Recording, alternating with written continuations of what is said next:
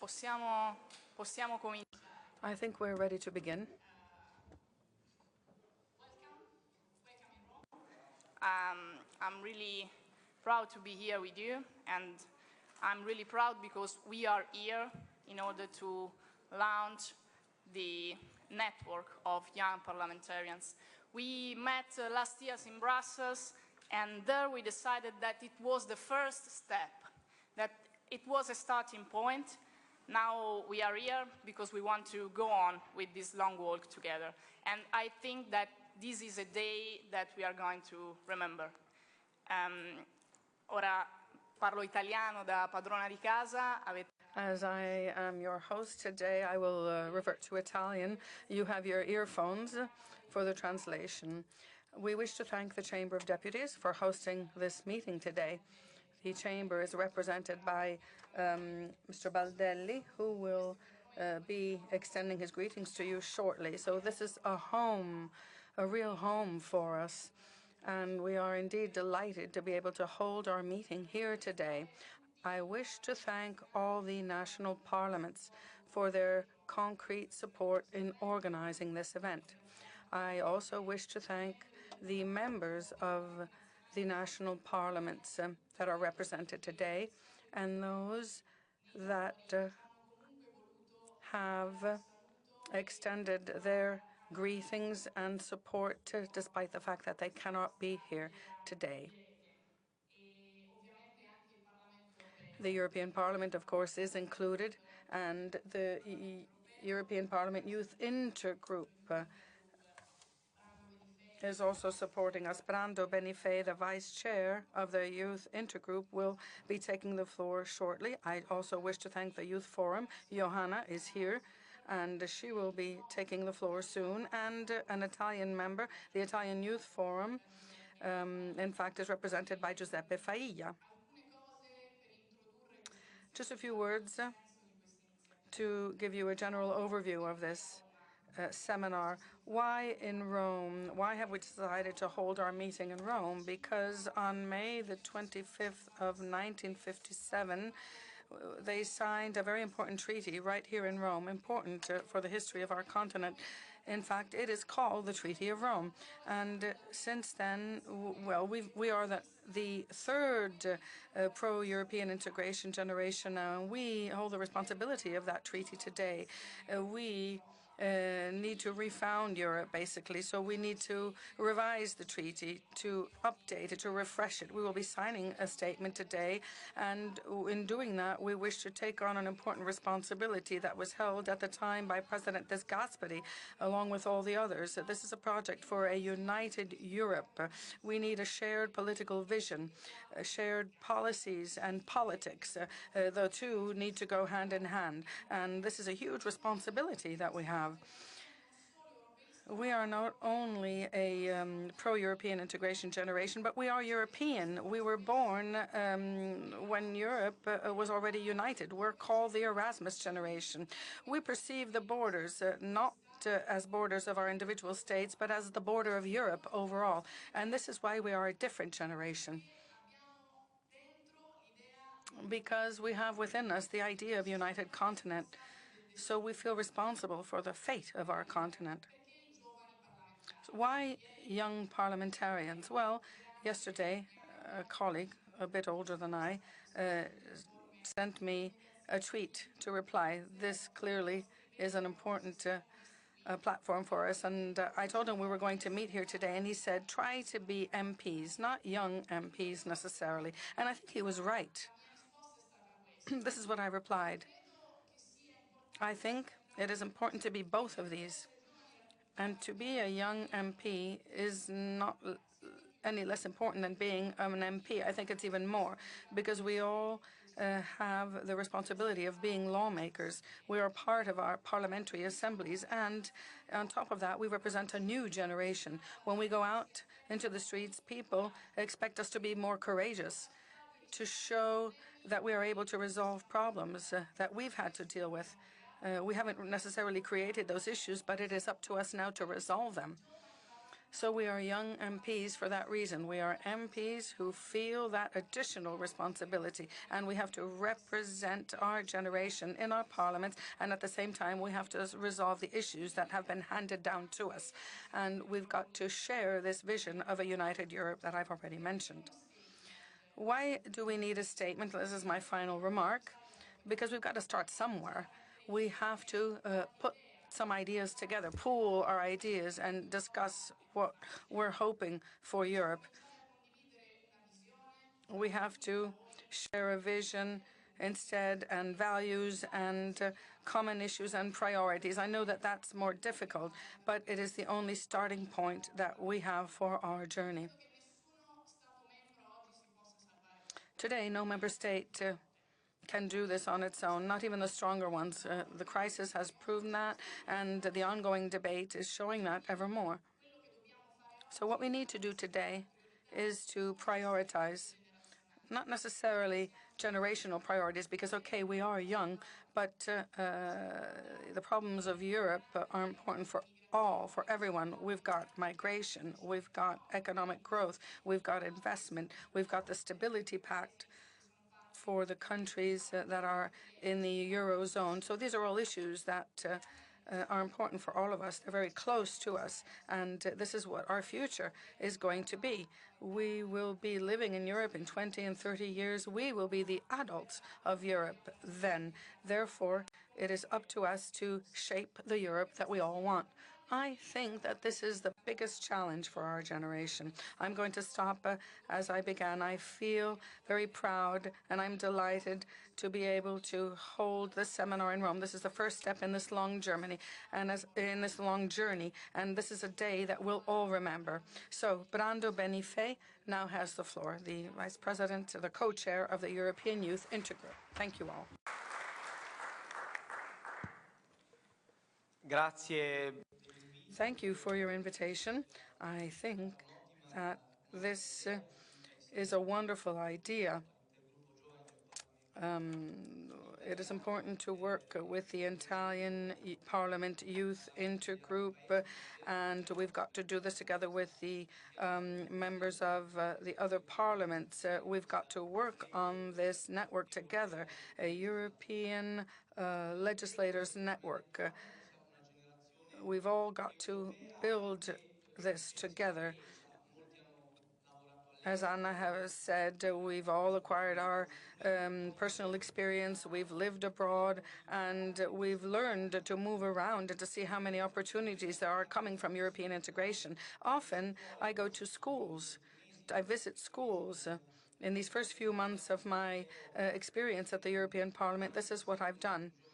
I am one of the youngest MPs, and therefore I'm often invited by the schools to visit, and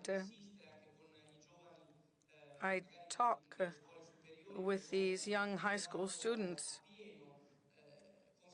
They don't yet fully realize what European integration means and what opportunities there are now for European youth. So I talk to them about this, I get them to think about it, and I tell them, when I enter the building of the European Parliament, I see Europeans, high-ranking political leaders, and the buildings are named after them. Altiero Spinelli is one of them, a European patriot. In fact, one of the buildings of the Parliament is named after him. But Jean Monnet, Winston Churchill, there are so many other leading Europeans. So young Italian and European parliamentarians have to follow suit, follow the lead in order to push European integration even more. So this is the idea underlying the network. We have differing opinions and positions, clearly, but it is a network which can be a forum for exchange, and we can use the intergroups that already exist in the parliaments, and we can use many other tools that we hope to create.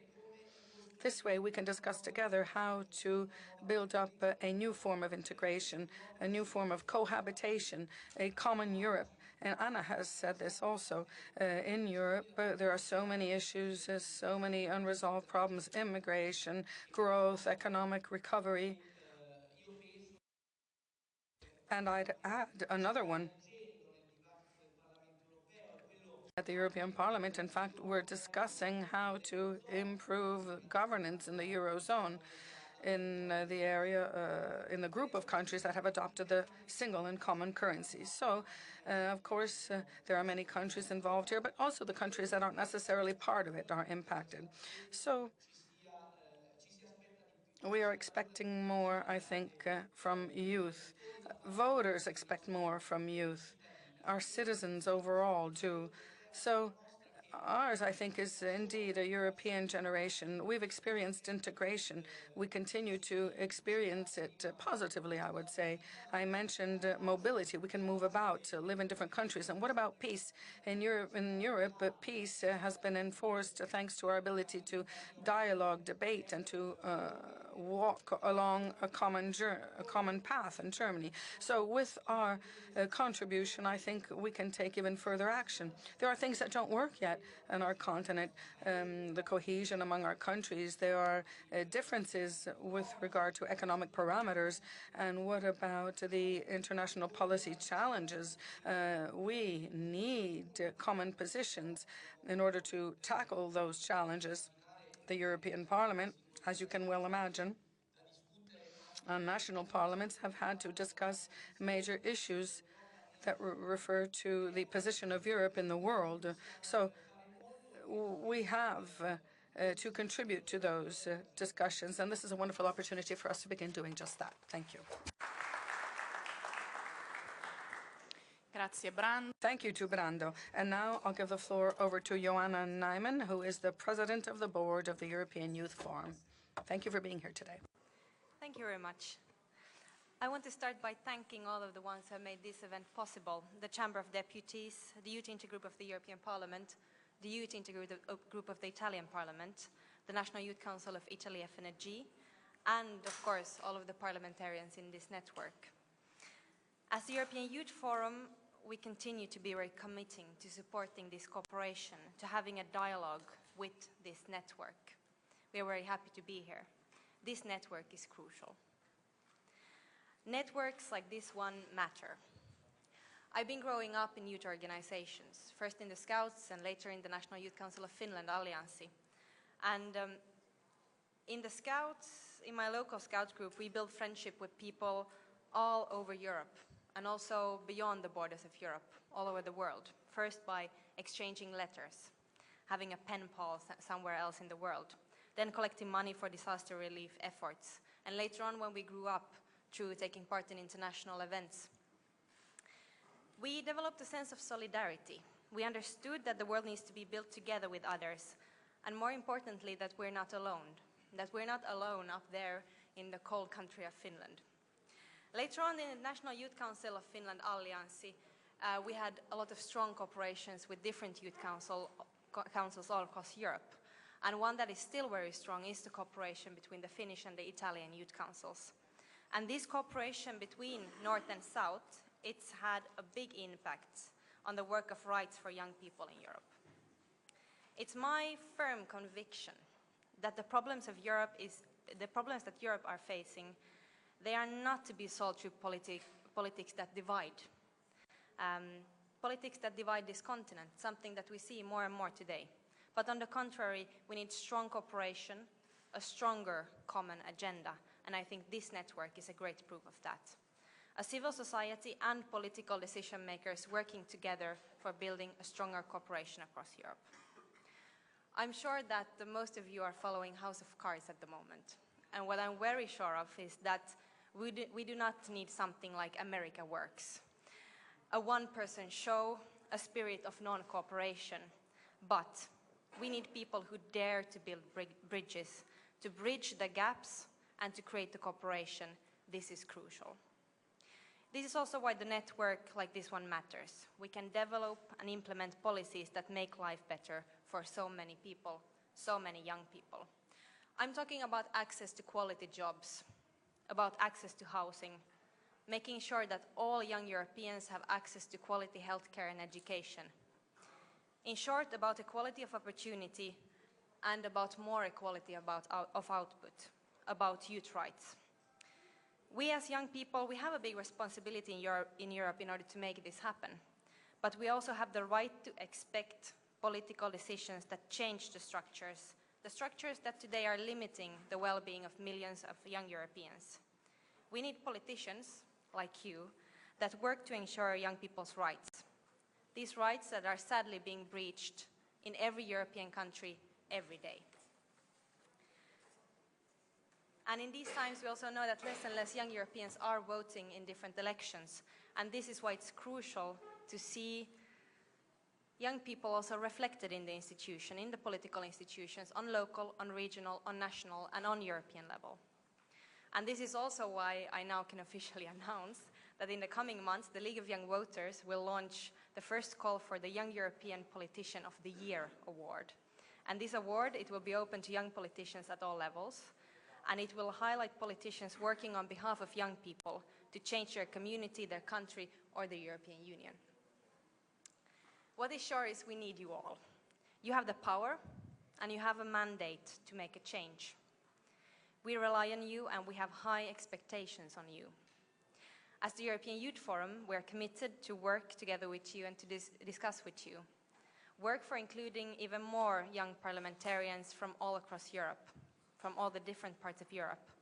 We are committed to work together with you on making sure that more young people, hopefully all young people, have access to their rights. Finally, I want to thank especially the Italian Youth Council and the Italian politicians for their strong commitment and for their membership in this network. Thank you very much.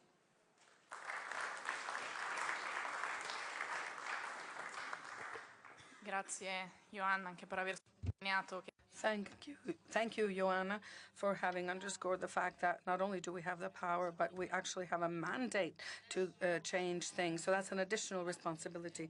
Now, Giuseppe Failla, who is the president of the Italian Youth Forum, has the floor. They have supported us in organizing this meeting.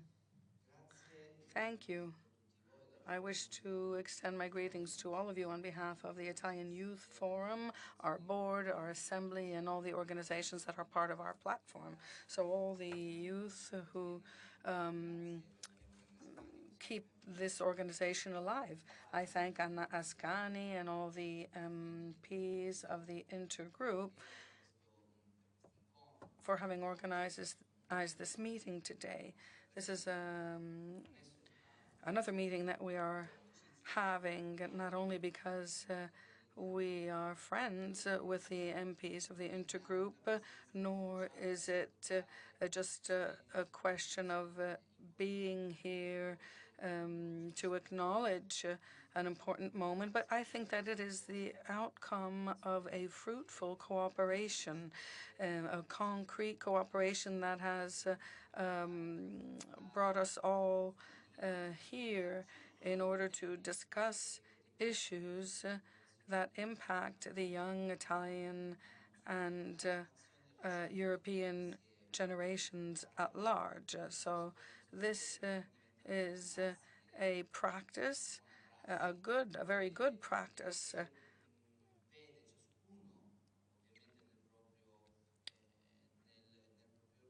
We each have a role to fulfill. We have to try to consolidate these virtuous ties that are ever more important in our country. This, I think, is an alliance.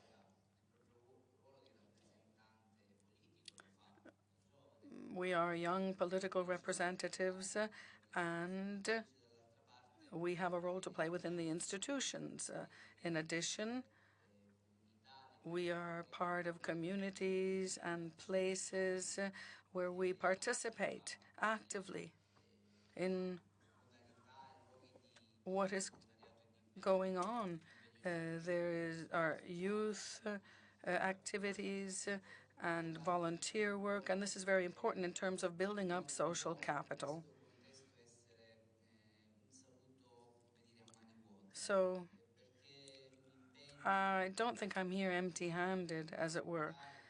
because this is an important commitment for young MPs. As I said, there is an alliance that links us with youth organizations. So today we're talking about a European network, and this is going to make sense if it becomes an alliance with an important platform. So we can come together for these important meetings, but we've got to lay the foundation for new forms of cooperation, for an important dialogue which will impact the lives of our citizens, and in particular the young Italian and European citizens. So in this connection, I've heard remarks about the importance of Europe in our lives and the fact that there are important prospects. And let me therefore mention two important issues which we think need to be tackled by a network like the one that we are trying to build up. So on the one hand, we have Italian youth, but we've got all European citizens on the other as well. So what I'm referring to here is what was seen by many as the last hope, which is going to perhaps become a disappointment. This is a missed opportunity for our country, and I'm talking about the so-called youth guarantee. This isn't just any old program. This is a program that is the result of the will of the youth forum and the councils, and there's been a lot of lobbying, and now it is a program which should be made available to all the young European citizens. In Italy, there seem to be many stumbling blocks in this implementation phase. And we have a national coordinating group which should somehow be stronger. We need an alliance, which we were asking for with the youth organizations and other organizations of the third sector. These are organizations that work every day on the issues that are so important for our youth. We've talked about this with the Intergroup. We presented the Youth Guarantee program in a public meeting similar to this. At the time, we also met with the President of Italy, Giorgio Napolitano, at the time, in order to present this plan or program, as it were. But unfortunately, I'm afraid it's going to become a disappointment. I don't think much is going to be done. So let's remember that. There's another issue which is somehow linked to youth guarantee. This is the only way we've developed the alliance with the third sector, the civil service. I see Francesco Bonomo here, and I know that this is important for him, as it is for us. It is the civil service, in particular, the European civil service. So this is an idea that we've been working with for a few months. It was launched at the latest conference held in October in Rome, and in fact, at the time, all the national councils were present, the European Youth Councils, and in fact, the European Civil Service, well, we know that there are many difficulties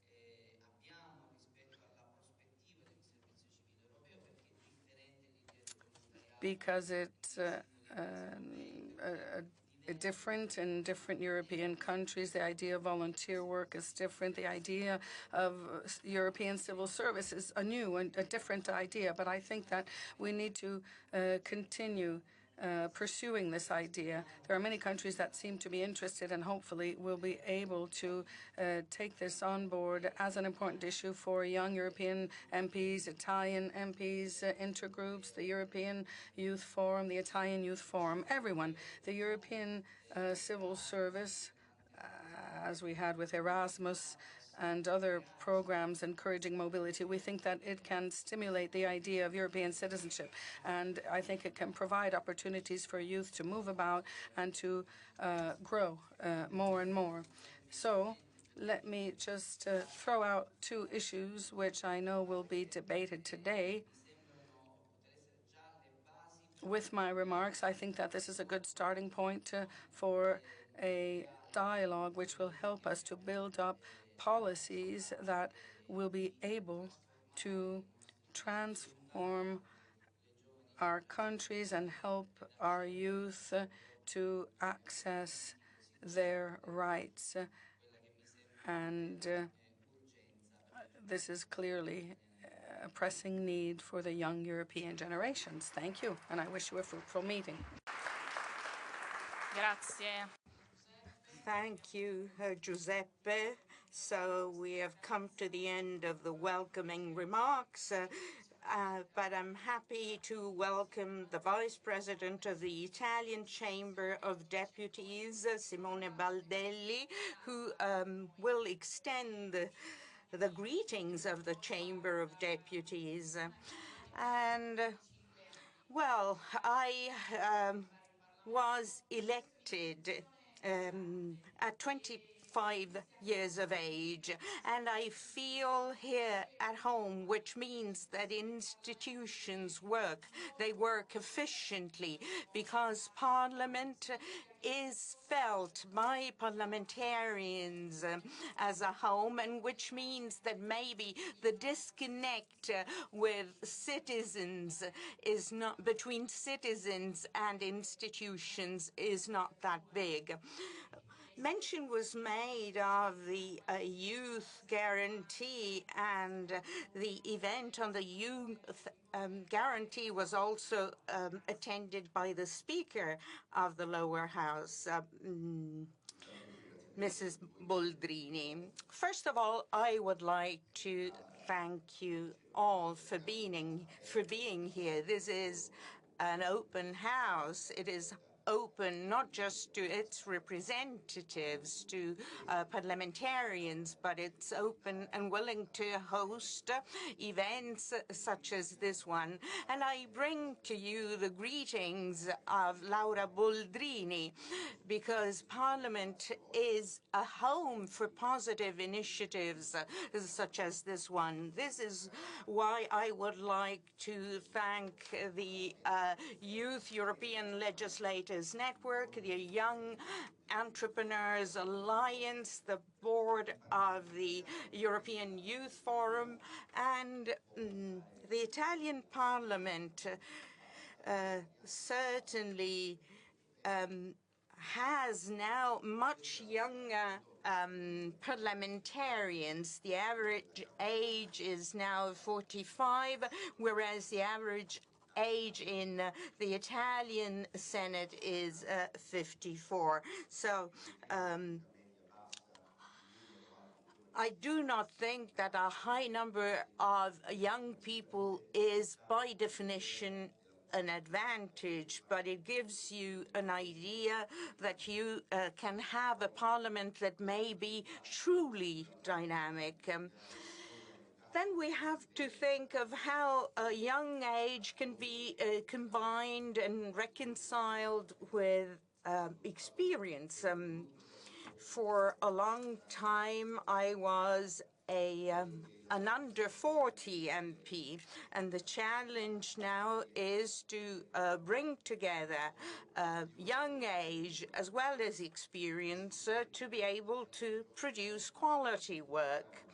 The challenges we have to face today are major challenges, and those who spoke before me said that this is a so-called Erasmus generation. And when I participated in the first conference of the European People's Party, I heard Helmut Kohl say the following words: we had the dream and the ability to build Europe at a time when no one could dream of a united Europe with young Europeans. And these young Europeans now with their rucksacks walk through or across all countries in Europe. This is a European generation, but it is also a European, a generation deprived of ideologies that developed after the fall of the Berlin Wall, and it is a generation that can network, not just in the European Parliament, but in all fora. So it is important to have these young people that will be able to address these challenges, such as the digital challenge, unemployment, training, the training tools that Europe can offer its young people. And then there's the challenge of inclusion and how to balance rights and duties. These are challenges that we must be able to face, in an awareness that once youth movements had more important role, or youth organizations in Europe were more important. Some of you may remember how important it was to participate in the conferences of the European People's Party, of the European Socialist Party. These experiences were important for entire generations who now govern the European Union. And I'm thinking of what Joanna Neiman was saying. There is an important socialization element that must be enhanced as much as possible. So you will be a ruling class where you will know each other. You will be able to network your experiences and best practices. It is a generation that will be able to grow together, to get to know each other together with with shared goals, and many bricks, as it were, will be put one on top of the other to build a common political society. So these shared goals is a hope with which we hope we can resist financial speculations, or a vision that is too based on the idea of balancing the budget. So we have to think of the primary priorities of values, the values that are the foundation of politics, considering all those that play their role as politicians in all national parliaments and in the European Parliament. This is why I wish you will be able, for you to be able to feel members of one big family. Pablo Picasso used to say that it takes a long time to become young, and I hope you will soon become young, also when you are older than 40. Thank you. Grazie. Thank you, Mr. Vice President, for this address. And as Italian journalists know very well, Prime Minister Renzi is now attending a very important institutional meeting, but he will try to join us. And so we could change our program, and I would like to ask Lara Coney to address us, to speak to us, while we organize the table, while we prepare for the next panel. with Walter Rizzetto, David Willits, and Jeremy Little. Thank you, Anna. The fact that you are young means that we can work with our program, make it flexible. We can manage last-minute changes. So I agree on the support to be given to this network, to the Intergroup. I thank Anna, Giuseppe, Joanna, Leah, Brando, Simone. I mean, they've been putting up with me for many years now, and we've worked together. We've always focused on youth policies. What we try to do at the European Parliament, and I think Brando has confirmed this, this is my second parliament, but we still have a lot to do. And youth policies shouldn't have any political color. This is important. 21.6% is the European unemployment rate, youth unemployment.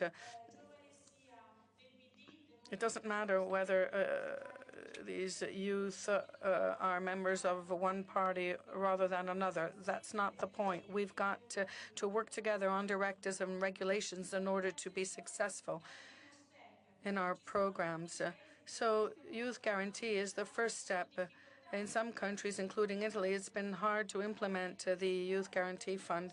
The UK can be a best practice, for example. They used the guarantee fund as a dowry, which is given to a young person who has a good business idea, so they fund that idea. We used it in Italy differently, but we are trying to work to get feedback in a cross-cutting way to see how we can improve. We've replenished the fund with another 1.5 billion euros. We need to combat youth unemployment. We have to provide our youth not only with economic opportunities, but structural improvements as well. We've got a European employment plan. We know that in different countries there are different rules. And education and schools are important. We've got a Bologna process which tries to harmonize education. We cannot have different programs because when you enter the labor market, you've got to all be competing at the same level. So we've got a so-called Erasmus Plus. We've refunded that program, which is broader and more complete now. So with my short remarks, I just wanted to throw out some concrete ideas. One is the transposition of rules. The European Parliament produces 80% of national rules. Often we are alone. Often we are producing these norms without having any feedback at national level. So we need a network like yours. We need to be able to cooperate from the very start till the very end. This way we can understand what the strengths and weaknesses are. We can work together on the norms that will be approved. This way the transposition in Italy will be effective. Let me wrap up with this example. In the previous Parliament, we approved the directive on the recognition of professional qualifications. Today, we have a citizen's passport. A European citizen can move about freely. Today, we've got the free circulation of workers, the free movement of workers. So what does that mean? In Italy and in many other countries, this hasn't really been transposed. It's been done in different ways, in different forms, and that's a big gap, we think, because if you want to be a nurse, a lawyer, or a businessman, you need this worker passport based on common rules. So our target for a real Europe is this. I mean, we all realize that we don't like Europe the way it is. We've got to improve it, though, not destroy it. We need a revolution, not a total destruction, a revision, rather. So we've got to realize that migration or economic issues have to be dealt with together. People who say that Europe shouldn't take action on migration, and that's not true, we are. They've got to understand that to go against Europe means that Italy is going to have to resolve its own migration problems. And this has to be clear to those parties that are against Europe. We've got to be a team. And I am very happy to see that at European level, with the youth of the five-star movement and the CPRES list, we can, in fact, work positively. This is our goal. This is our aim for the good of all our citizens. So I thank you, and I am here at your disposal. I would be very happy to organize more meetings together with Brando in Brussels on specified issues and directives that we're going to have to approve in the upcoming months, because I think that this will improve our lives and the lives of the generations of the future, because the work we do today will clearly have an impact on our children and our grandchildren. Grazie. Thank you. Thank you to Lara. And we'll now just move about to change the names here at the table. Thank you to Ioanna, to Brando, to co-chair Baldelli, Giuseppe Failla, and we'll move on to the next session. Just give us a moment to change our seats. Thank you.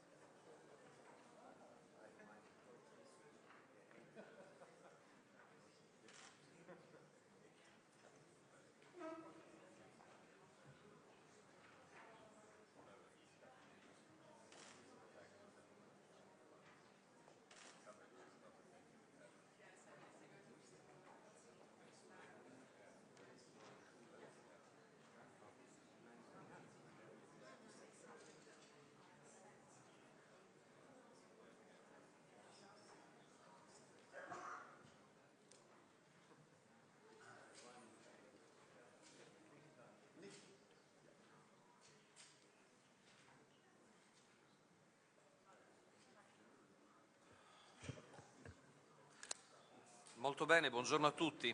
Good morning, everyone. I think we are ready to resume our meeting. Yes, we are ready to resume. My name is Walter Rizzetto. I'm a member of Parliament. I'm 39. I'm a member of the Private and Public Works at the Chamber of Deputies Committee. And I thank you all for being here. It's always wonderful to see members of the European Parliament. to see how young you are, those who are very young and those who are not so young. It's important to get everyone together, to get them here at meetings of this kind in order to try to improve what some of these issues are. We think that with this session we can try to step up our action, not only in Italy but all over Europe. I wish to thank Anna Ascani for having invited us.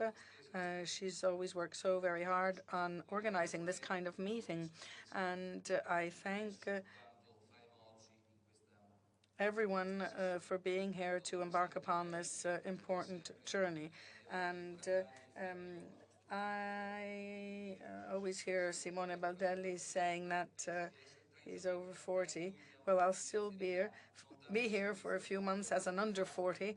I will be 40 in June, in fact, but I will continue to hang on for a few more months. So we have important guests with us, David Willits, Jeremy Little, Wolfgang Müller, and Luca Donnelly. We will soon be able to hear from them. And as the chairman of the board of the European Youth Forum, Joanna, said, I don't really watch the House of Cards, but everyone loves it, as I've been hearing. So I guess I'm going to have to start watching these series as well. I will soon be a fan myself, I'm sure. Now we're talking about youth and Europe. So I will try to follow this path in my remarks. In my committee at the Chamber of Deputies, we deal with work and therefore with unemployment or employment, if you will. So I agree with the previous speakers when they say that we need cooperation and union. Italy, Europe, everyone needs to come on board vis-à-vis such an important issue, which can be negative, of course, which is youth unemployment in Europe. Now, our colleague Lara Comi mentioned what the rates are in Europe today. Unfortunately, in Italy, we are still over 40% in terms of youth unemployment and about 12.5%, even though it's been going down in the past few months, as the overall unemployment rate. So cooperation is indeed important in the EU, and union, networking, this is all important when we're talking about these issues. But what we still need is something. Let me give you some practical examples, because this is what we see every day. When I speak about these issues, I always think of two episodes in my life. I like to use personal examples. I hope this won't be boring for you. So I remember a few years ago, I was in Greece. I was there on vacation with my son. We were in an island far in the far south, and we asked for some directions to a 12, 13-year-old there, and he spoke English beautifully, and he told us how to get where we needed to go. He told us what road we needed to take. I'll always remember that. His English was perfect, and I was also in charge of an office a few years ago near Slovenia in Ljubljana, and when we received CVs of those who were going to come to work in that business, there were many Italians who wanted to come and work abroad. So Slovenia was next door, but they didn't know any languages.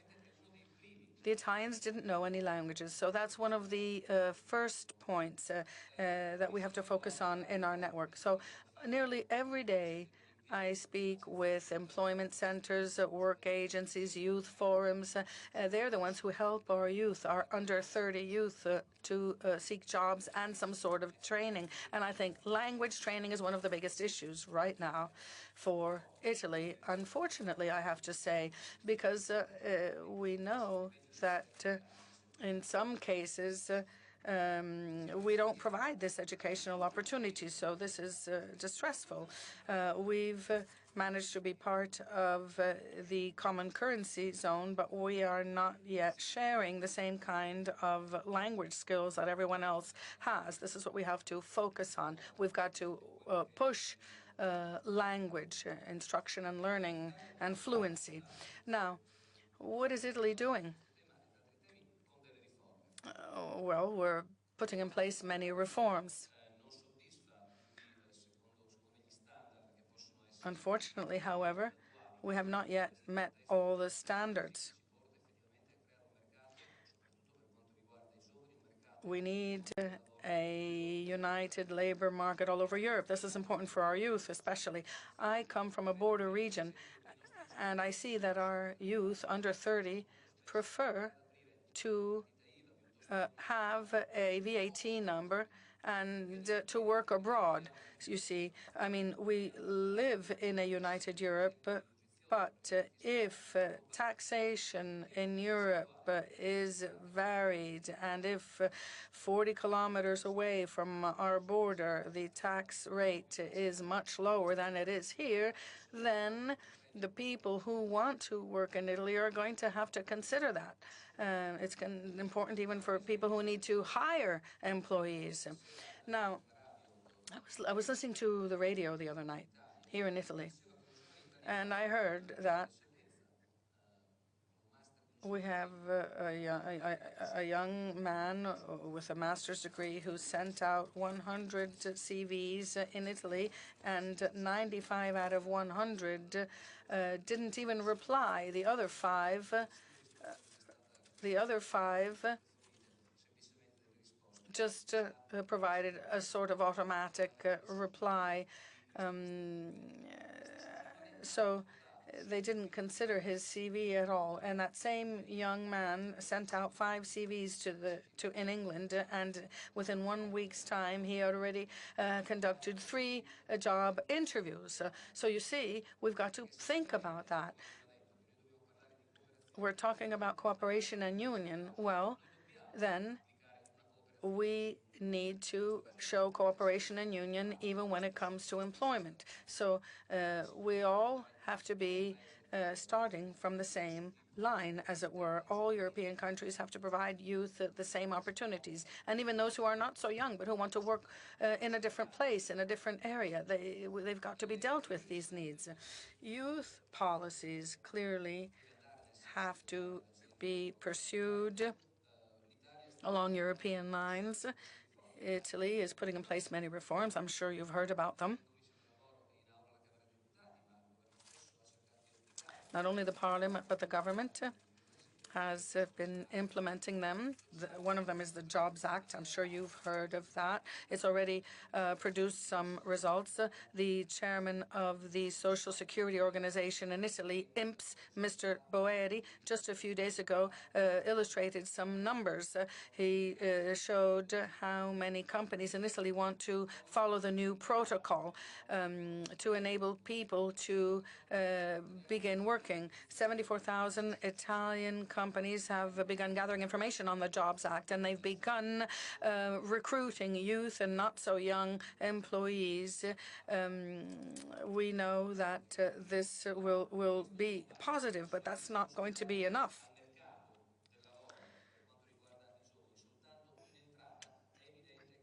We cannot only consider the youth entering the job market.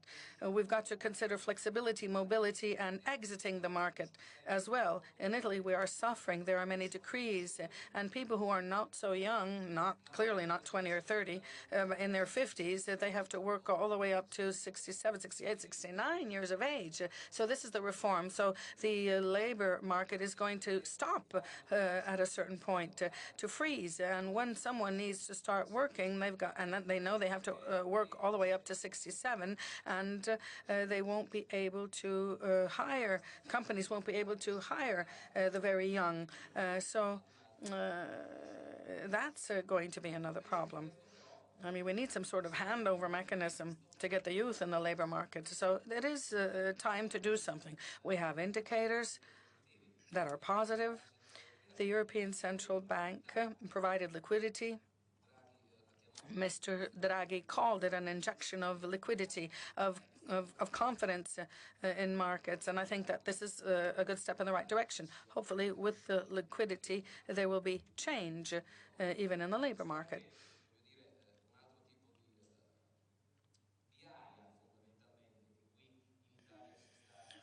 I think there's the perception of a new climate, a new atmosphere here in Italy now. Italy has many potentials, as other European countries do. The youth guarantee, I don't remember who said this earlier. Maybe it was Laracomi. When we speak about jobs, there shouldn't be any political colors or flags. When we speak about work and employment, there are no political flags. In fact, the Chamber of Deputies in 2013, if I'm not mistaken, voted unanimously for the youth guarantee. So the deputies forgot about their flags and political colors, and they voted on that bill, which made it possible to collect 1.5 billion euros for the so many under 30 youth who have managed to receive some sort of training, if not a job, a proper job. But that's not going to be enough. I'm expecting to see a lot more from the Youth Guarantee Program. If Italy stops at 100,000 youth, then clearly that's not enough. If Italy stops at 100,000 youth entering the Youth Guarantee Fund, well, I mean, it's easy to do the math, 15,000 euro each for each youth. No, I think we've got to do a lot more than that, especially when we talk about education and training and employment centers. In Italy, this is an important step in the overall picture of what we want to do for the future. We have 500 employment centers. What are they? They are front offices for these young and not so young people who want a job. And this is a way of matching job demand and supply. We know that there is a mismatch today. These employment centers don't work perfectly. The cost is high and they don't meet European standards. Unfortunately, in Italy, we still have 9,000 to 10,000 workers who have precarious work, whereas in Germany there are more than 100,000. I think that best practices in other countries need to be underscored and maybe imported. So Germany, I mentioned Germany. I think, well, Germany, Spain, England, there have been reforms for their job markets as well. Schroeder in 2002 in Germany, and then in Spain there was a labor market reform, and I think that they've produced some results. So in our debate, we've got to consider the best practices acquired in other countries. We've got to forget or set aside some rights sometimes, because that's the crux of the matter. Even in Italy, we've got workers' rights. Sometimes we've got to be a bit flexible because reforms are necessary, especially because in the past 20, 30 years, even in Italy, we have not managed to implement good protocols. 43% of youth unemployment rate is something which would shock anyone. So we've got to do something about the labor market, especially for our youth, especially for the not so young, because the labor market is different from what it used to be. Our fathers, our grandfathers used to join a company. They worked there for 35 to 40 years in the same company, and then they retired. Well, we've got to create something different. It's a must. I mean, take a look at what is happening beyond our borders. We've got to create a mobile job market. We need a mobile market which takes into account the merits of people, a merit-based system. In some European countries, the average number of employees staying with a company is for 8 years. On average, they stay 8 years. So when you think of 35, I mean, that's pretty long. So we see that elsewhere, people change jobs 3, 4, 5 times in the course of their lifetime. So we've got to conceive this kind of mobility, and we've got to protect workers, of course. I mean, reforms will result in new jobs being created, especially for youth. Because with these kinds of reforms, the businesses that hire are not paying certain taxes because they create new jobs. However, after the first startup period, they need to maintain those jobs because if the reforms are going to be successful, in the first 24 to 36 months, they've got to show their worth because we don't want to go back to square one after that.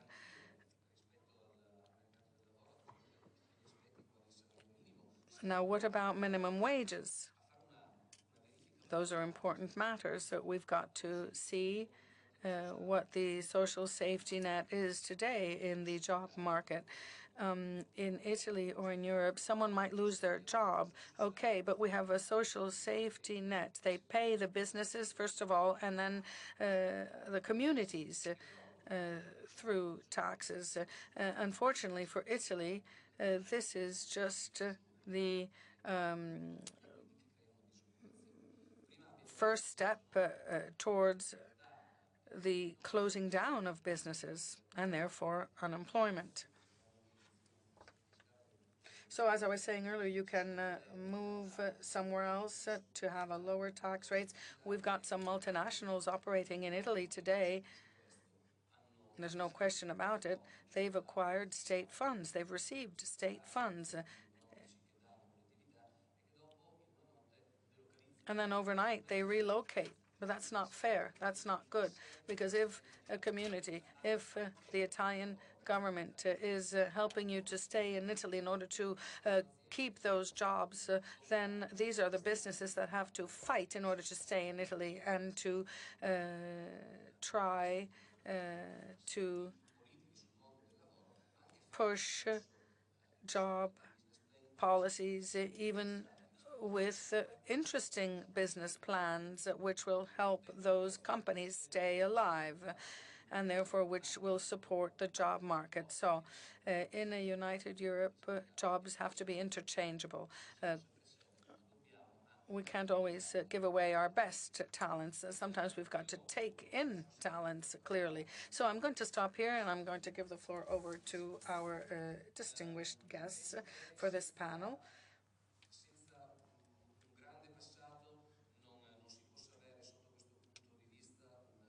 Without a great past, we cannot hope to have a great future. What our fathers have done, our grandfathers,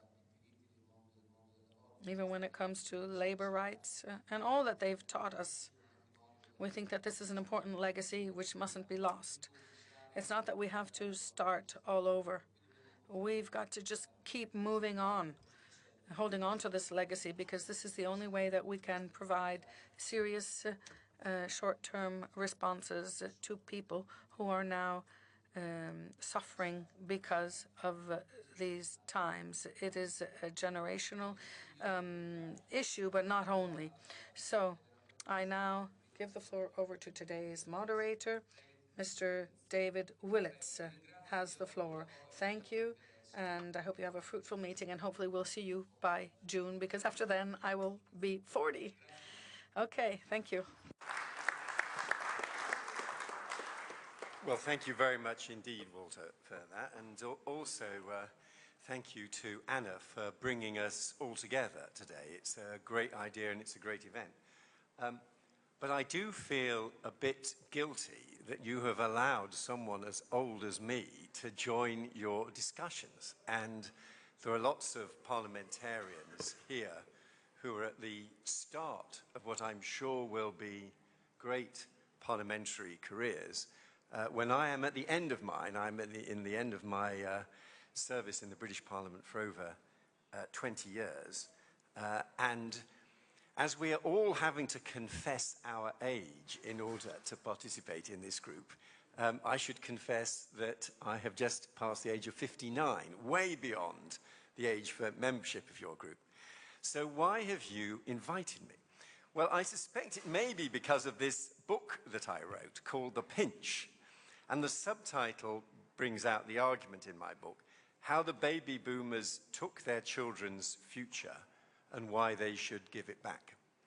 And in Britain, post-war, we had lots of books analysing our country in terms of divisions by class, divisions by gender,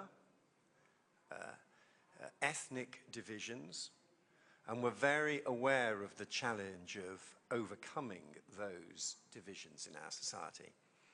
But my book was the first book to look at post-war Britain from the point of view of divisions between different generations and whether the younger generation was getting a raw deal compared with older generations. And I argue that at the heart of the social contract that holds any modern country together, there is a contract between the generations in which we are, as you heard at the end from Walter so eloquently, we are both the beneficiaries of what previous generations have done for us and should aim to pass on something better for our children. And I argue that that social contract, the contract between the generations, was a contract that we were failing to honour. And I think if you look at the extreme parties of extreme left and extreme right, which are clearly growing in strength across Europe in many member states, the anger that drives them, or the fear that drives them, is often a belief that we're no longer discharging that obligation, and a fear that younger generations are not going to have the same kind of opportunities that the older generation have had. We may disagree with the solutions that they propose, but I'm sure we can all understand the frustration that drives them. And I think across Europe, it's very important that we all stand for that contract between generations and that promise of a better future for younger generations. So that's why I strongly support the network that Anna and others have created. Now, when you look at what's happening in individual member states in Europe, I have to say, however, that I think the problems facing young people differ between countries. So we also have to be sensitive to national differences.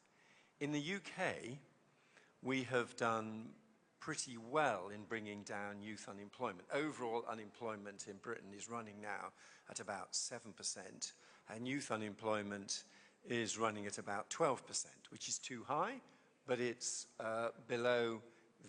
significantly below the European average. If anything, our problem is the endless trade-off between how much you earn and how many of you are in work. We've done quite well at ensuring young people are in work. There's an increasing debate about the wages that young people have and the prospect of their wages growing as rapidly as wages of previous generations. But I would say the biggest anxiety we have in Britain is whether the younger generation are going to be able to build up the two great assets that certainly my generation, the baby boomers, have enjoyed. And one of those is the pension, and the other is the house. We have a strong culture of home ownership in Britain, and it looks very hard for the younger generation to buy their first flat or house and get started on the housing ladder. We had a great tradition of funded pensions in Britain, but we ended up regulating them so strictly, regulations sometimes from Britain and sometimes, I have to say, from Europe, that the employers have responded by closing their pension schemes to new members. So it's much harder for a younger worker to build up the funded pension that an older worker enjoys. So I explain this because we have to recognize that the challenges facing us in discharging that contract between the generation may indeed differ somewhat from country to country. I certainly hope that in our discussions today we will indeed focus on the challenge of getting the labour market to work. It's very important that we don't add more obstacles to young people getting into work. If you look at the measures that we took in Britain and which have also been introduced in Germany, often the deal has been some increase in the expectations you get into work, some reduction in job protections, but in return an increase in actual jobs that you secure. And there are lots of young people in Britain, and I suspect across Europe, who would rather welcome that offer. They don't want their jobs to be so protected that they can't actually get one. So we must discuss that today, and we have on our panel 3 experts who will, I'm sure, be able to talk about how we can create opportunities for youth. I'm going to invite them to speak in the order of, I think it's first Jeremy Little, then Wolfgang Müller, then Luca Donnelly.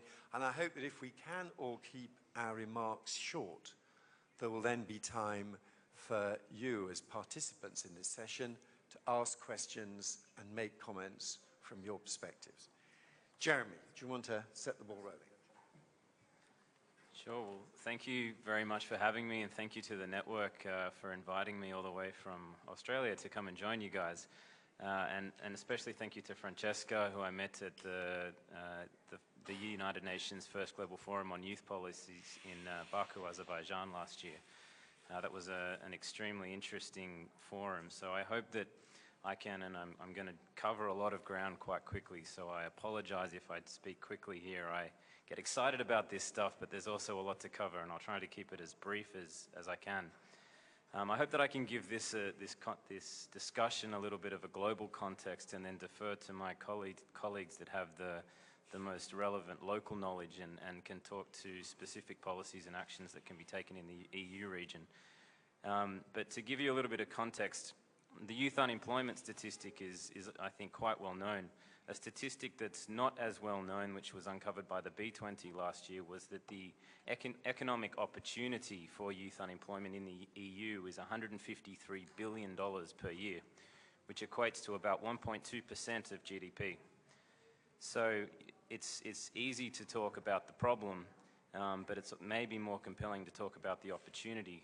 And at the G20, we discuss the need for jobs and growth. Every year, the theme at the G20 is around jobs and growth.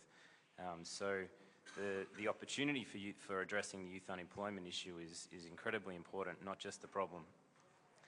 Now, to give you a little bit of context on my history, I was asked to come and perhaps try and inspire some importance around why entrepreneurship and job creation needs to be a focus in this discussion, and not just to discuss all of the different policies.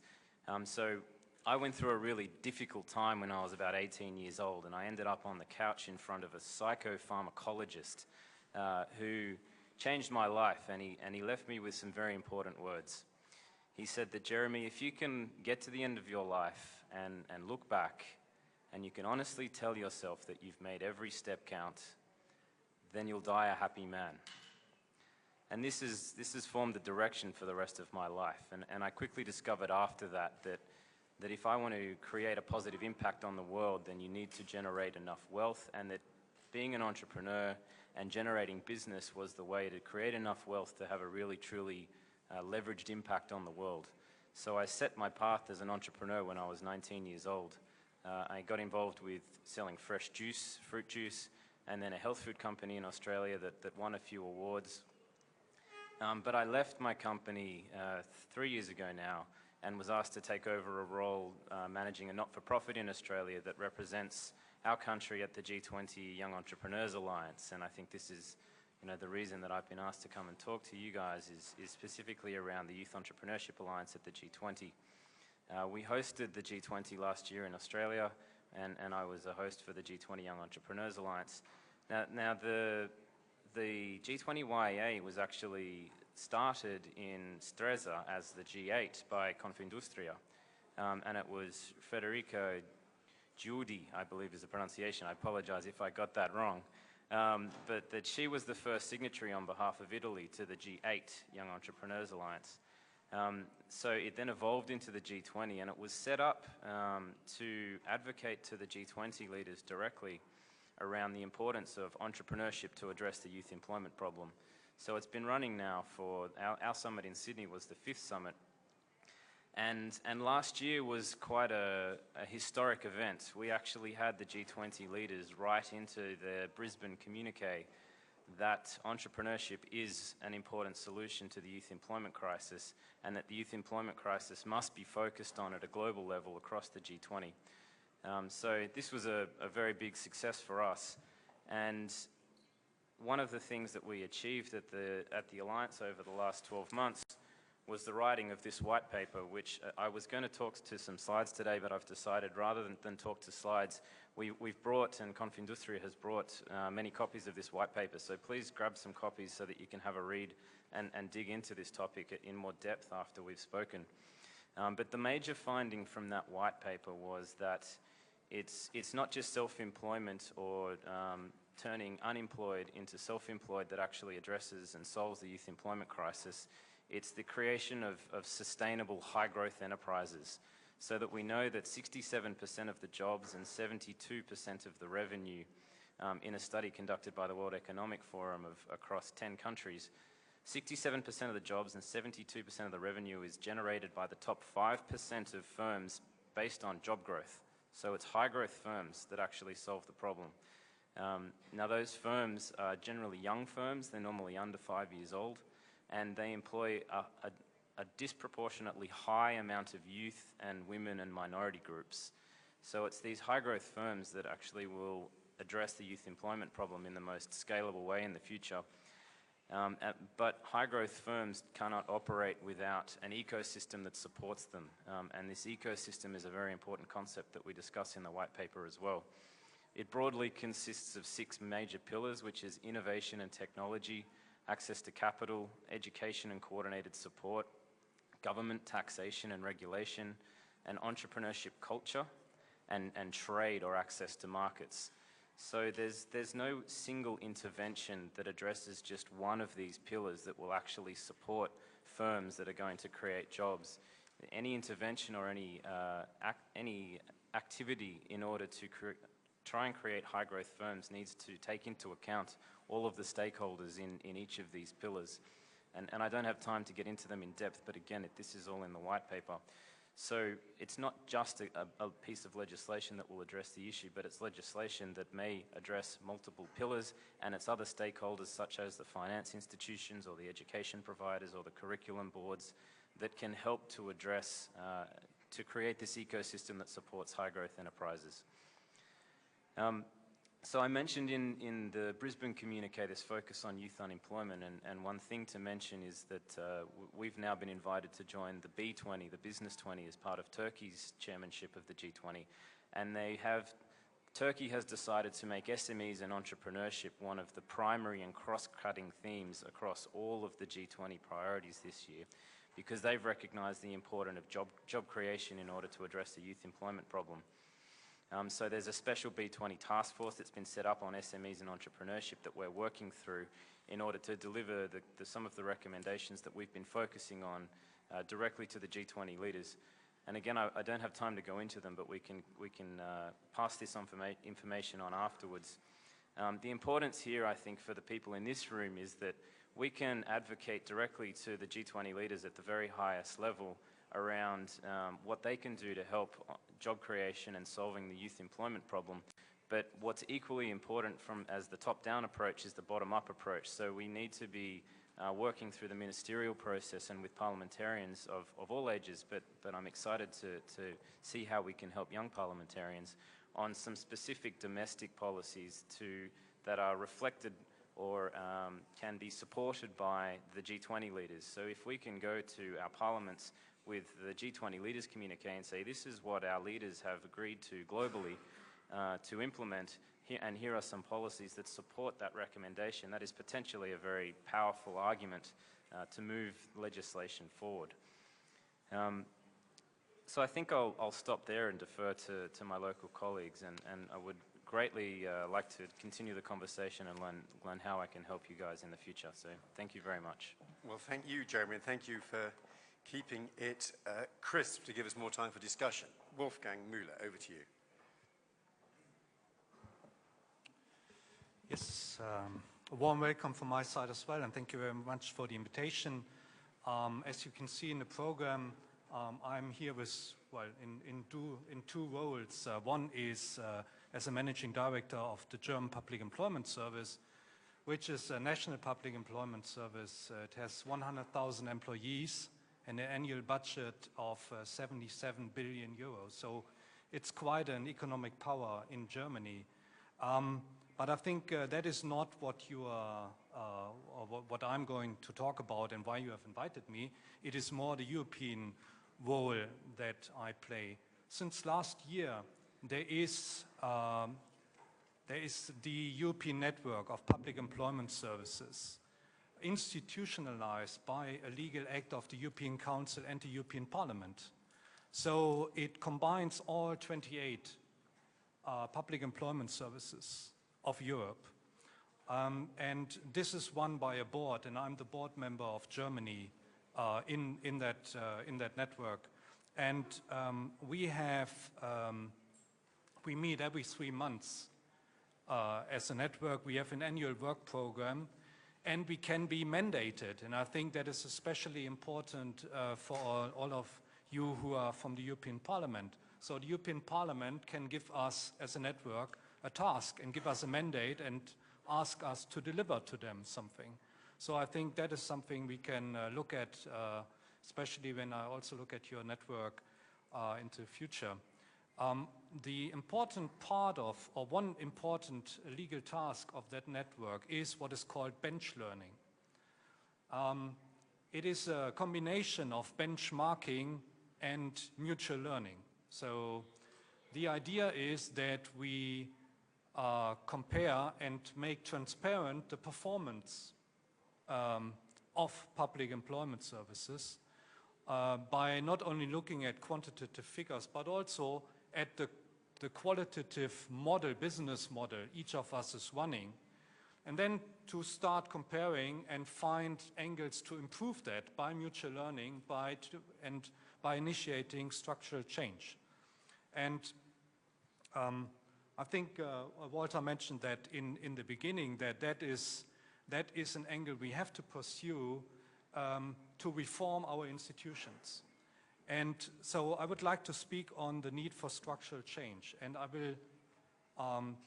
will refer to some of the points of your declaration as well, or what is in your declaration. But why do we need structural change? To give you one example, the Public Employment Service is not creating jobs. That is not our role. That is what the economy is doing. What we are doing or not doing is we are not training young people. That is being done in the school system. But we are responsible for the throughput. So once a young person enters the Public Employment Service because he's becoming unemployed or he left school without a perspective, then the time until he left our service because he's in a training or he found a job. So this throughput, that is our responsibility. And one example from my country is when we look at the stock of unemployed people and we can reduce the period of unemployment by 1 day, just 1 day, then we have a saving of 64 million euro, just by 1 day. So that is something that can be influenced, and you don't need a lot of money for that. Our experience is that throwing money on problems will not solve the problem at all. It is also true that outsourcing problems out of the public into the private sector is not a solution either. The public is the last resort we have. So it is better to think about, to come up to the same standards, to same impact, quality that maybe private industry can deliver. And then we can talk business about who is doing what, but not outsource the problem as such. Money, in principle, is not a problem in Europe. Also, when it comes to young people. I know there could be different views on that. But when we look at the Youth Employment Initiative, you can say not enough, true. but we have the program from the European Investment Bank, and the European Central Bank is flooding the market with money in a scale that has never been seen before. In principle, there is enough money on the market. But how do we transform, and that is why I think the need for structural change is so important. Do we have the right institutions that can transform money into intelligent solutions and bring them to the regions, the people where the problem is? On a national level, it's very difficult to achieve that. But if you have a high unemployment in one region and you think about train that young people to be able to get the jobs of the future, well, then you need training institutions, trainers, you need the rooms, and so on. This is not coming overnight. So we need these kind of institutions that can transform money into useful policies. And that is my last point. So what have we done in the network of public employment services in Europe? We were always involved in the 3 youth summits that started in 2013 in Berlin, and then still in 2013 in Paris, and lately last year in Milano. And there we agreed on a kind of a minimum set of measures that should be implemented in each country. And that is, of course, a high-performing public employment service. It is also creating a guidance system that takes into account labor market information when you provide career guidance also in school. It is to understand the demand side, so not only working with the unemployed, but also working with the employer, with the demand side of the market, to get a better understanding what it is. To create transparency about our own performance, about our impact we have on the market with our measures, but also about the labor market as such. So labor market intelligence is that.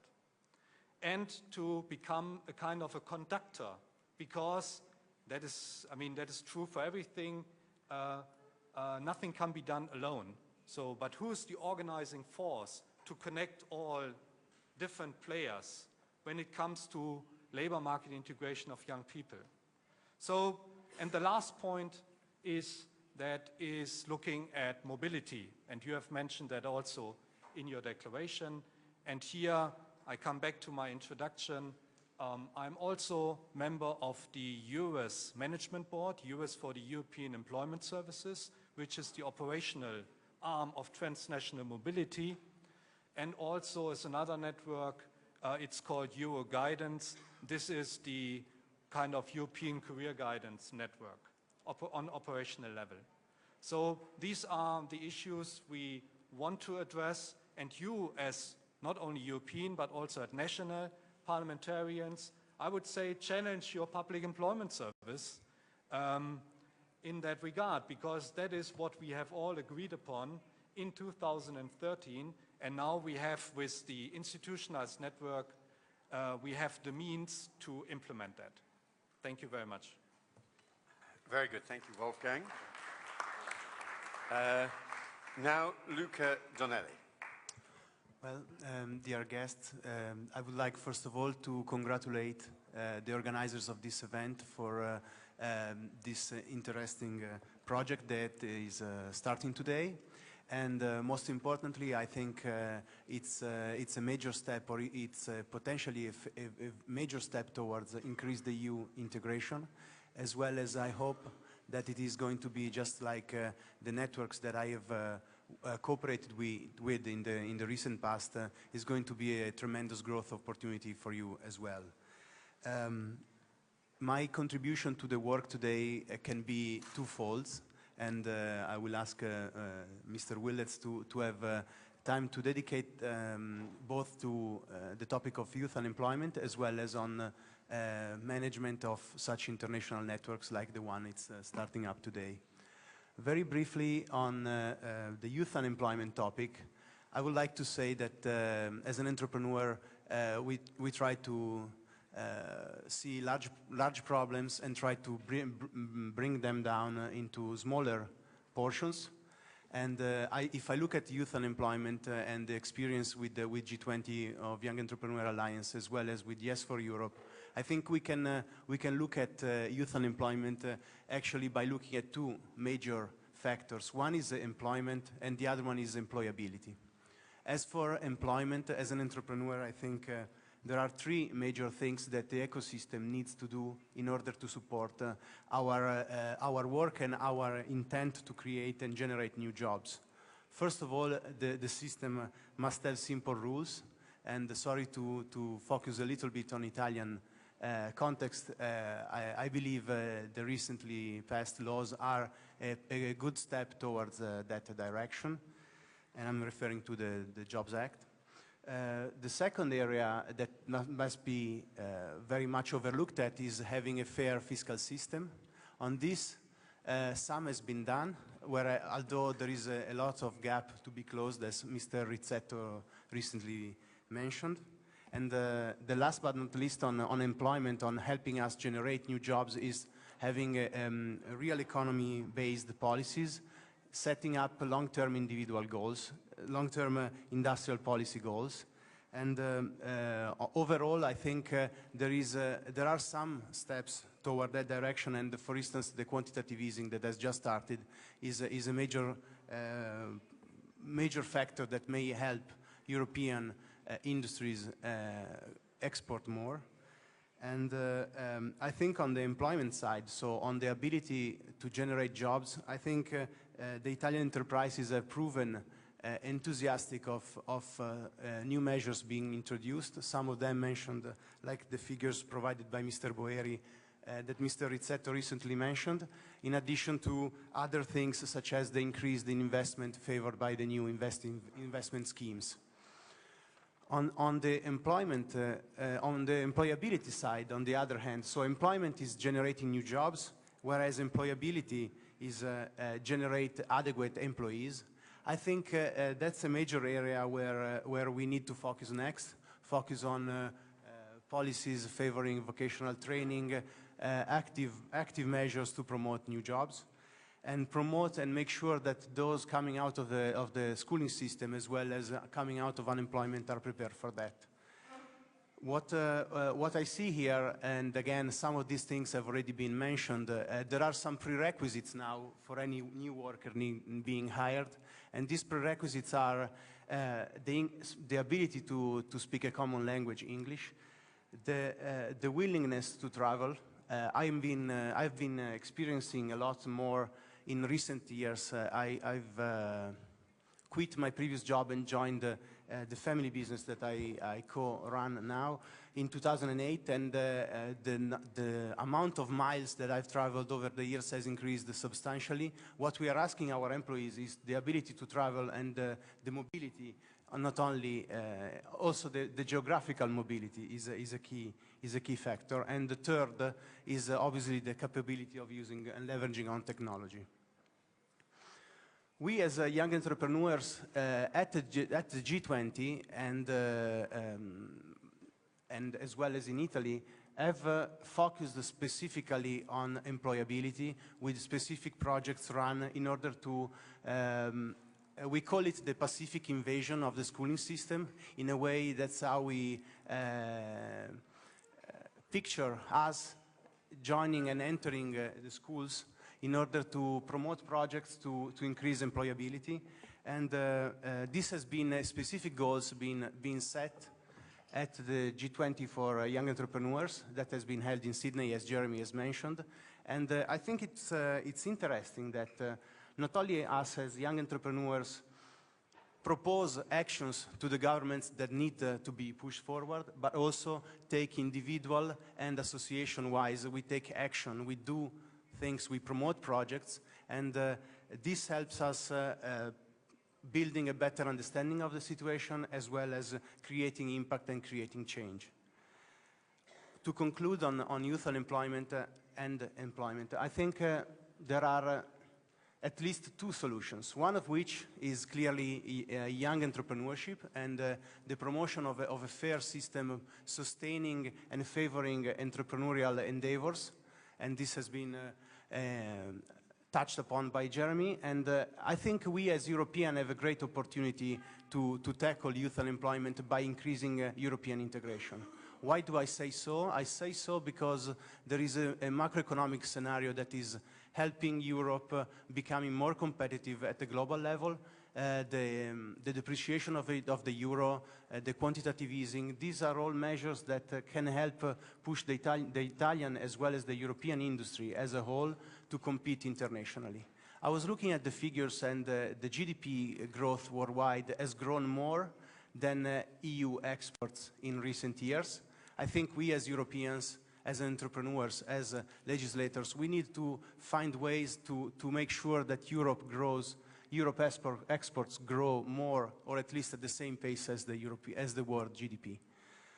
With that in mind, I think it's important to not underestimate a major challenge, and on this I conclude on youth unemployment, that is often not mentioned in the figures that people mention. That is the so-called NEET, so the not employed in education and training. These figures are even more of a ticking bomb than the actual unemployment rates, and this is something that I was reading at the proposal that you will be undersigning later on, and I think this is something, an area of focus that should be tremendously put on, because prior to having people joining projects such as the Youth Guarantee, you need to create the will, create the desire to them for a better future, for a more rewarding life. And having said that, if you don't mind, Mr. Willets, I would like to once again congratulate for this framework you are putting together. And I would like to share a few tips based on the experience of the past 6 years that I've, together with other young entrepreneurs, most of them also present in this room today, and that I suggest to chat with after, during the breakout sessions. I think, first of all, it's nice and favorable that you are taking since the very beginning an inclusive approach. Our invitation here, the fact that you are cooperating with youth agencies, that's very important. And I strongly recommend this to be brought even further. And I think I would like to reaffirm in this place our willingness as young entrepreneurs in Italy, in Europe, and at the G20 level, our willingness to support the dialogue and our willingness to contribute. And I think the white paper that Jeremy has mentioned earlier is a step in that direction, a way of contributing to these works. The second tip that I would like to put forward is a suggestion. Don't give yourself any limit. I think it might sound strange to be said at the very early stage of this network being incorporated and started today, but my experience is that anytime we didn't give us any limit, we reached points such as joining B20 task forces, being involved in UN negotiations on post-2015 development goals. We managed to get Indian and Pakistani young entrepreneurs joined together in a bilateral activity. I mean, over the course of the years, I think these networks, if correctly managed and with the right enthusiasm in them, have shown that they can have significant, they can meet and reach significant goals. The third is what I mentioned earlier. Start, rather than being or considering yourself as a think tank, start being more of a do tank. That's the way you will create inclusiveness of all the stakeholders. Fourth, computer-mediated communication is relevant, but don't underestimate the power of meeting, of creating friendship, creating relationships. And you have an opportunity that is the opportunity to take advantage of the EU representatives, the EU members of parliament that have the opportunity to meet on a daily or on a weekly basis. They are, I believe, if I were you, they are a tremendous or a key success factor for this network, and I suggest and and I'm sure you will leverage on them as much as possible. And the last thing, some people are turning 40. We have the same situation in our networks where also 40 is normally the higher end. Over the years, we have had to manage the turnover of people. This turnover is a critical factor because when people turn 40, you will lose legacy, you will lose knowledge, but at the same time, you will bring in fresh ideas and fresh mind. And with this remark, I conclude by reaffirming that I wish the best of luck for this network and again our willingness to have an open dialogue and cooperation. Thank you. Thank you. Thank you, Luca. Well, I wonder if Anna would, is the time for some questions and comments now? Anna, would you just tell us how you want to handle the program now? Yeah, so I think if people...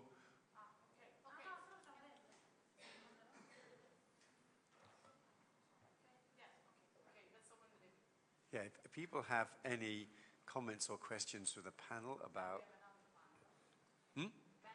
Right, okay, all right. So briefly, anybody who wants to react to what you've heard so far with any questions or comments?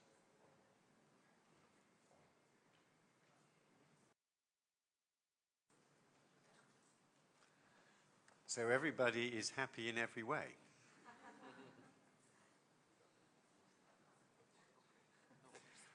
Right, okay. Oh, yes. Do you want...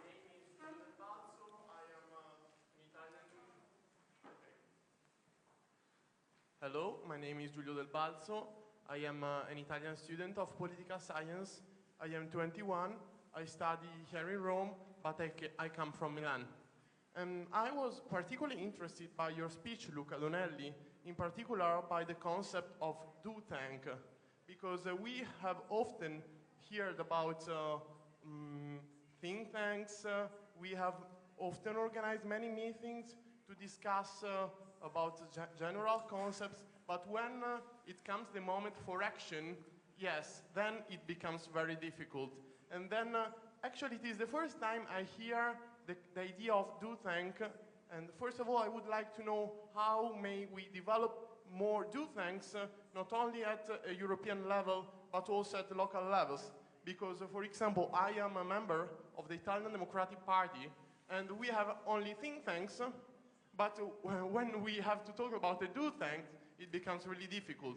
And then I would like to know, in particular also from our members of parliament, what can we do as what can you do, sorry, as a European members of parliament network? Which are the aims, but also which will be the means in order to enact our aims? For example, things I would really like you to do in this, maybe not the next 5 years, but maybe next 10 years, would be, for example, a European common defense. For example, why don't we do this since many think tanks really speak about it? So how can we really transform this network in a do thanks and not only a think tank which risks to remain here in the Sala della Regina, but how can we transport this do think in all the European states? How can we how can we share these actions, these practices in the streets, in the roads, in the places, in the schools, in the workplaces? Thanks. What a very good question. Luca, you're going to answer it. Well, I think as an entrepreneur, it came more naturally to do things rather than think about things.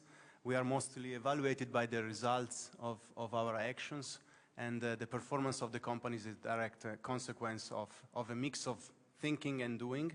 And thus, this is probably why we figured of engineering our network of G20 for Young Entrepreneurial, as well as the Yes for Europe network, more of do tanks rather than think tanks. Having said that, clearly both are needed, and the moment you turn into face-to-face meetings, creating awareness is something that is mentioned in the charter that is about to be signed, is a way of doing things. It's a more on the ground work that takes a lot of effort and a larger number of people involved, and this is why I appreciated the inclusiveness approach that the network has put forward. And overall, I think you know, when you promote and you are a student, there are various organizations at the student level that promote such projects. Projects including, for instance, running of real or running of simulated enterprises. That might be a way for you to get into do thanks projects. And overall, I think it's in order to activate the students and the youth population, it must be that there is a bilateral exchange. So there is, on the one hand, the willingness among the students to act, to take responsibility, to take action, to stop being passive listeners and increase and become curious makers and responsible citizens. And on the other hand, there must be projects willing to support such efforts. So overall, I think this is a way of thinking about do thanks. I think your excellent question has prompted several members of the panel. I think from the British perspective, I would say that it's very important that employment services are not controlled by public sector bureaucracies. It's very important that you allow commercial organizations and charitable organizations to bid to deliver services locally, and you disrupt the conventional civil service systems, which often don't deliver well. And then when they try out different ways of helping young people, you get very interesting evidence. We found, for example, that youth training programs, if anything, make the problem worse, because the youth training programs raise the expectations that a young person has of their wages by more than they raise their actual human capital. So they end up pushing them further away from the jobs market. Whereas measures that get you into a job, any job, quickly, from which you then raise your game, those were very effective. So you find out, so you need diversity of experiment to find out what works and what doesn't. But I think other colleagues, Wolfgang, you might want to comment. Well, I think when we talk about do, I mean, Walter mentioned that here in Italy you have 500 employment offices. When you go there, well, they do something. It's not that they are sitting there and doing nothing. So I would say maybe it is the wrong question. The question is more, and you mentioned that, well, do they do the right things? Or whatever they do they do it efficiently? And do they have an outcome, an impact with what they do? If they don't, well, then, of course, you have to think about what you have to change and how to change that, and where do you get the ideas to change something. In the end, I would say the logic of measuring success of what you are doing between private or public is not so different. The measurement scale is maybe a different one, because it's market survival, which does not exist in the public area. But in the end, if there's no increase in a positive impact, or to take a British term, value for money, well, then definitely it is quite comparable to the private sector. And then you have to change something radically. And it could be like the British example, which personally I disagree, because I think also in a national public structure, you can deliver a positive result, not necessarily outsource what I mentioned it to the private. But it does, in the end, it has to fit your national situation. In Germany, we have a national public employment service. That has never been the case in Italy or in Spain or in Poland. So we have to find in our systems the right solution. We have a largely contracted out system with payment by results, which rewards people who deliver the results. That tends to be how we've done things in Britain. But I think we want to hear about Australia as well. And then I hope there'll be another question.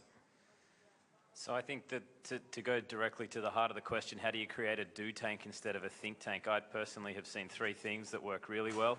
Don't create committees, create task forces. So where a committee might deliver a recommendations, a task force can create an action plan. as opposed to recommendations. In the action plan, there should be very specific time-limited outcomes, and then that task force needs to keep itself accountable to achieving the outcomes. That's how you create a do tank as opposed to a think tank, in my opinion. Well, I think we're becoming a bit of a do tank in this session. But it now must come to an end because it's very important that the next discussion happens, and I think there's a hope for further questions at the end of that. Thank you all very much indeed, especially to our panelists. Thank you.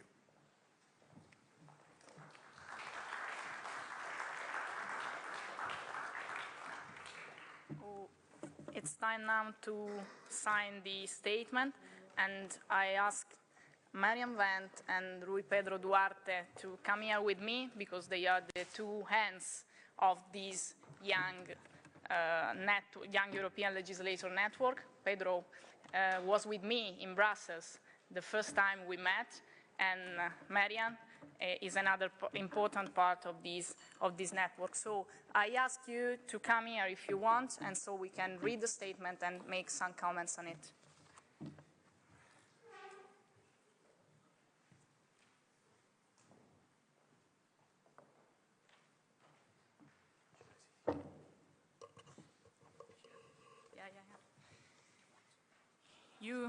You have the statement, so you can follow. I start reading.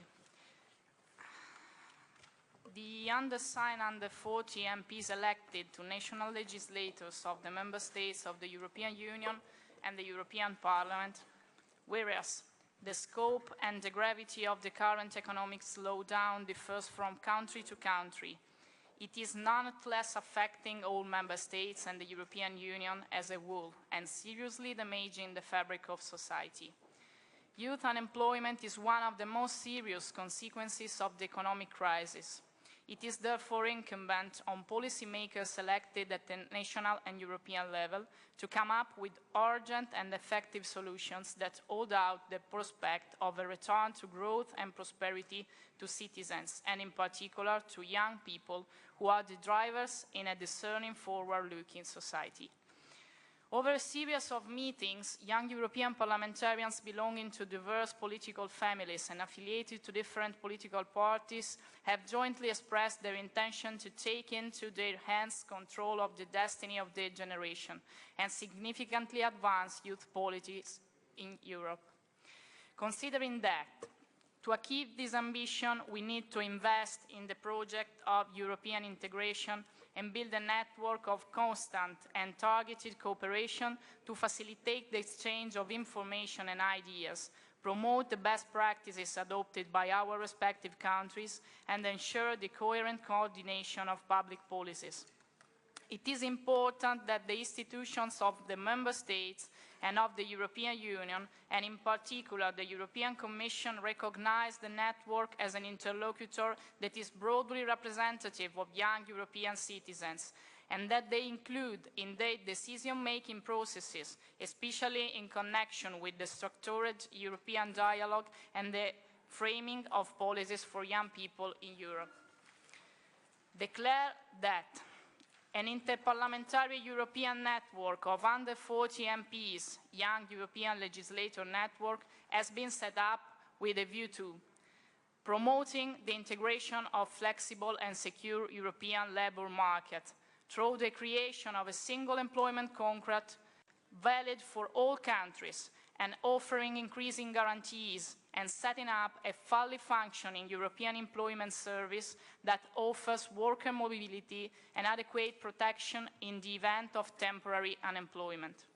Second, simulating the implementation and strengthening of the European Youth Guarantee to combat youth unemployment, laying particular emphasis on the section of the best practices of the various member states, and supporting the proposal to make the Youth Guarantee a structural part of the European Union budget and endow it with adequate resources. Third, consolidating and strengthening the Erasmus Plus program, and in particular the European Voluntary Service, to foster a shared sense of European identity and disseminate the fundamental values of the European Union worldwide. Fourth, countering this mismatch between supply and demand in the European labour market by encouraging the study of science subjects and promoting non-university vocational projects, also with reference to immigration policies. Fifth, promoting growth by harnessing the benefits of the digital era by activating programs for IT training and creating a digital single market that provides for the free exchange of information and personal data, while ensuring uniform protection and the full harmonization of laws relating to privacy and the security of information systems. Sixth, identifying coherent strategies that balance sustainability and the consolidation of public finances with direct measures that reverse the recessionary trend, boost growth, and are based on a unified drive by member states and EU institutions to improve the quality of public spending, which will entail devolving an increasing share of resources to investment in research, innovation, and the building of human capital to bolster the overall productivity and competitiveness of European economies. Seventh, increasing environmental protection through the consistent coordination of national and EU activities in the energy sector and by encouraging investment in the development of technologies that can boost the energy efficiency of production processes and enhance the competitiveness of companies. Eighth, the network takes an inclusive approach with particular reference to the European Youth Forum. It will consult and cooperate as much as possible with political and civil organizations that stand for the interest of young people in Europe, including those that act for underrepresented groups. The members of the network will meet every 6 months, either at the national parliament of a member state or at the European Parliament to define strategies and objectives. The network will realize its objectives through parliamentary and legislative action that is coordinated by its members, using the communication tools of young people and institutions such as the European Structured Dialogue, as well as through the promotion of events, conferences and seminars to raise public awareness of relevant issues.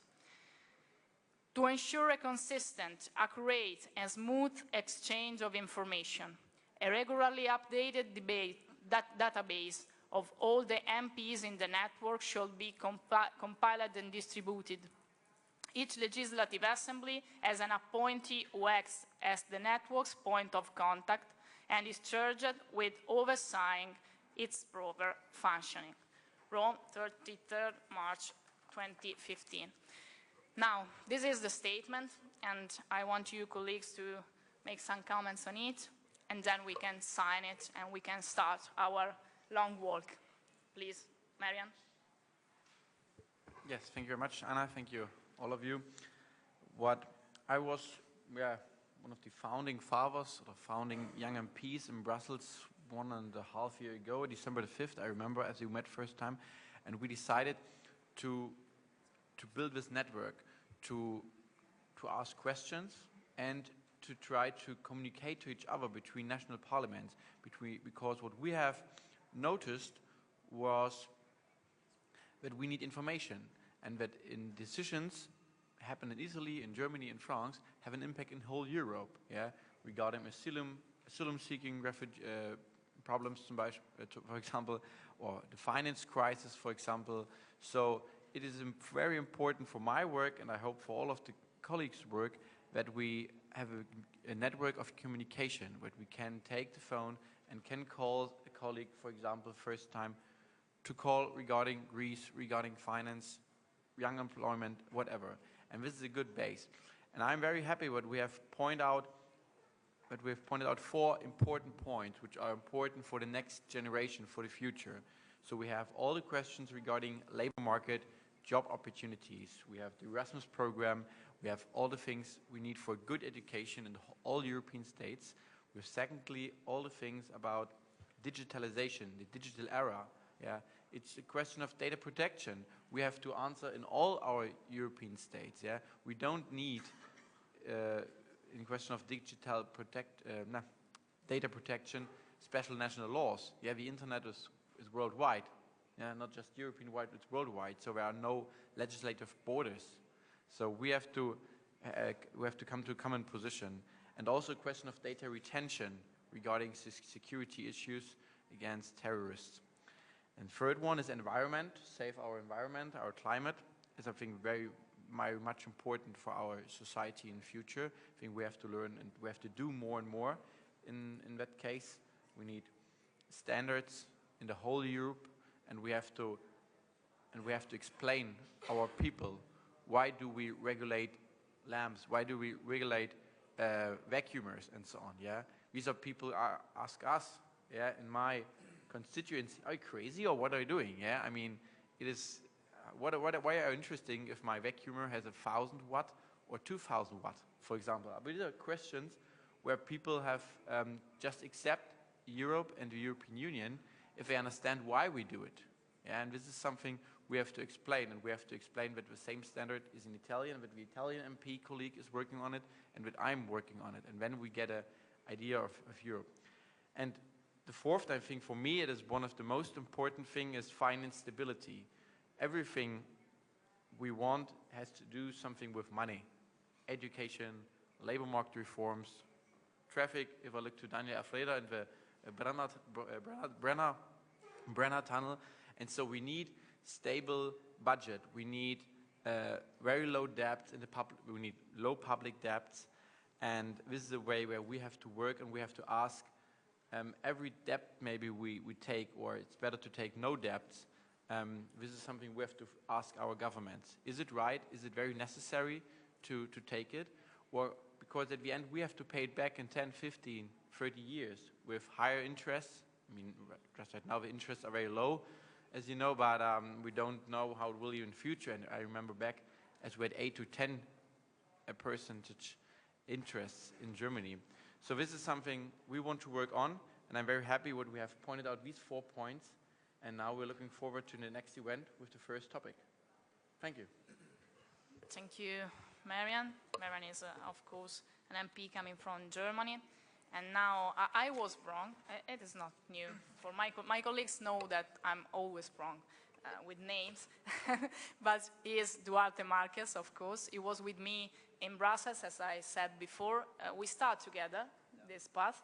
And so I want you to comment this statement that is really important for both of us, for all of us, I hope. Thanks a lot for the floor. It's a common mistake to call me Pedro. I never understand why, but there was a former GST president in Portugal with this name, and even in Portugal they call me Pedro lots of times, so I thought she knows a lot about Portugal.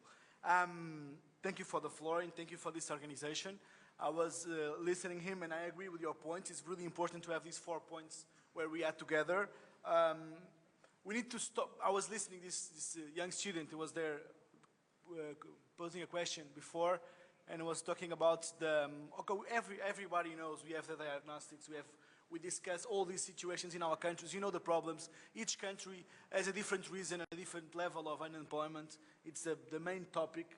I think for a long time, too much time, the European institutions at the private sector as well, when we are talking about the civil society, and even the unions were fighting unemployment as a general unemployment. And I remember that the young political parties used to say that youth unemployment is more dangerous than the employment and need different approaches. And finally, we have a different approach for the youth unemployment because it's a different problem.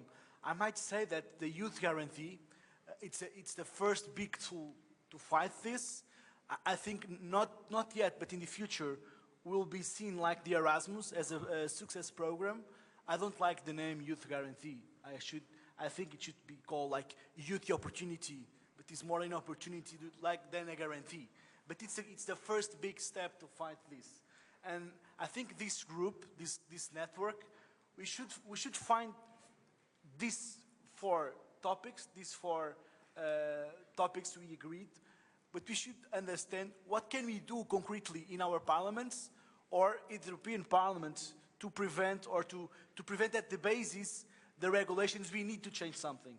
Like we need to identify what can we do at the European Parliament in order to influence the outcome after when they arrive to our countries. I think we should act like a kind of a lobby, without parties, without flags, like somebody said it before. Before we come, I spoke with my colleague from the Socialist Party and asked him, what do you think about the paper? It's perfect, it's okay, even you will agree. So we are together on this, because in Portugal we can do the same together at the Parliament, if we have the same basis or the same discussion before. And I think this is the biggest challenge. It's to identify at the European level what should be influenced before in order to receive this legislation in our countries, and we can be together fighting for that, even if it's coming from a different government or with a different color. I think this is the biggest challenge we have. I really like the approach done in this paper with the Commission, and all this articulation with the Youth Forum is really important to achieve success. And I think the most important thing that is not mentioned here, but it's the spirit of this paper, is the intergenerational justice that we need to fight for. I remember the Prime Minister Renzi, a few months ago here at the Senate, during a meeting I was invited to participate. He was mentioning something about the public finances. He said something like, it's not because of the EU rules of the budget, the European budget, or because it's the European Central Bank. We need to have good public finances because of our children, our families. That's the main topic. Are not only the rules. And I never forgot this statement from him, and it's quite inspirational. So I think we have the first step done. We need to do more. We need to do tank, and we need to know what to do tank. And I think now we have the basic form to do something. And I think the biggest challenge is to keep this network working, not only discussing, but sharing information, asking each other what's the best practices in our countries. We have different levels of youth unemployment. For me, it's a big topic, but I know the Digital Act will help to fight the youth unemployment. The network between universities and enterprises will help fighting this problem. And I think we should blame less and do more, because we have the future in our hands. And if this network can work, we can achieve our goals. Normally, we make all these discussions about how much we are going to spend to fight this problem. How much is in the budget? How much is in the Commission budget? And I think we should discuss also how that money is spent. Not only if it is less percentage or more, we should discuss more where the money is going and which is the outcome of this investment. And that's why I say, blame less, do more, it's our big goal. And congratulations, Anna, for all this effort. You are the car in the front, go on. We are here to support each other and to support this project. Thank you very much. Thank you. So, if my colleagues here have any comments, any amendment to do to the statement, and if not, we can approve it. You read it. It is really strong, I think. So we have got a lot of things to do. So we start now, and I hope to meet you again in the European Parliament or in Berlin or in Lisbon. I don't know where, but okay, wherever you want. And then now we can go on with the next panel, which is introduced by two of my colleagues. I asked them to come, Emanuele Prataviera and Francesca Bonomo. So thank you all. Thank you for approving the statement. I think that, as I said before, this is a day that we won't forget. I think so. Thank you.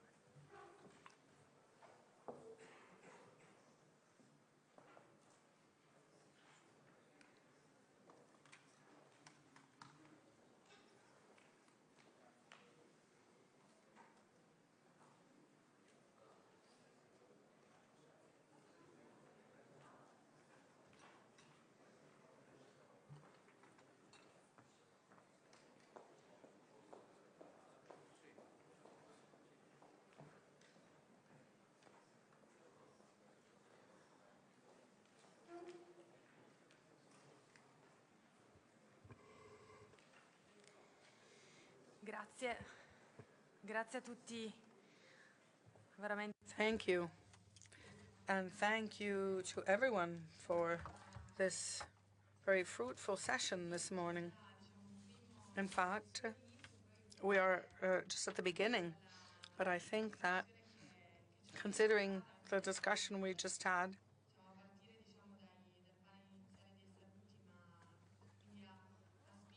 I mean, we had our introductory panel, then we had the second panel, and clearly we're all convinced that we need this network. And the panel that we just had enabled us to have an important exchange of experience between parliamentarians, because we are here to set up a network of young MPs, but we're here, as our colleague said earlier, not because we should only focus on youth policies, but because we think that youth are the ones who are suffering most because of past decisions and because of the economic crisis, which is hitting hardest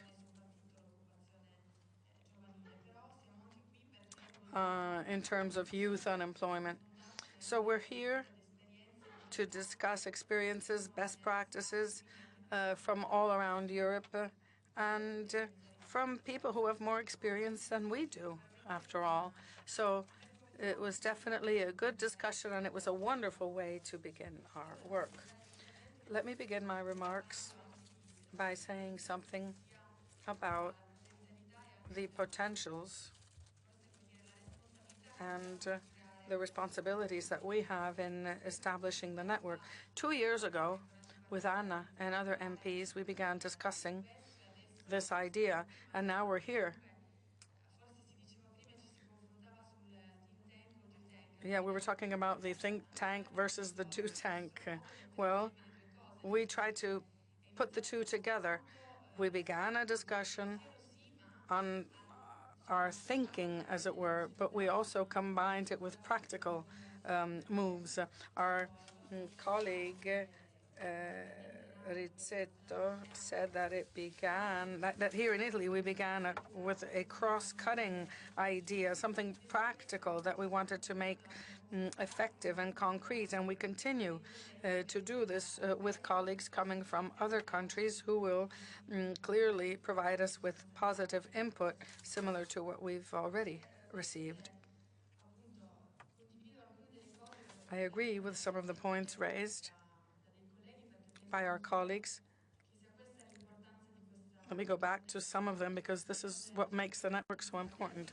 The co-chair, the vice president, Mr. Baldelli, said that it's important to have these relations among people. This is what we need to cultivate over time. We have to be inclusive, Donnelly was saying, and I think that we've shown today that we can create a network of parliamentarians, and we wanted to be able to work with national and European youth representatives, with business representatives. So all the stakeholders have to come on board because they're the ones who will be ultimately implementing not only the generational policies, but the employment and employability and development policies and more. So first of all, we have to work at European level, but we shouldn't limit our ambitions. Maybe we can conceive of an even broader scope. Luca mentioned this. In the network, we have to work synergy. We start with the national parliaments, and we have to create a synergy with the European Parliament, especially in implementing the programs. There are some MPs of the European Parliament in the network who are dealing with some of the new regulations and challenges related to the youth guarantee implementation. So to work upstream on the implementation work that needs to be done, maybe we can revitalize the Lisbon group at national level. Maybe we can make it workable at European level. So we need a strong tie between national parliaments and the EP. Often this seems to be missing. I'm a member of the 14th Committee for European Policies in my parliament, and I know how difficult it can be to work in a synergistic fashion. I also think the network should give us a chance to have ongoing exchange of practices and information. From a digital standpoint, first of all, we need a portal, we need some way to exchange information, and that might be useful, but we shouldn't stop there.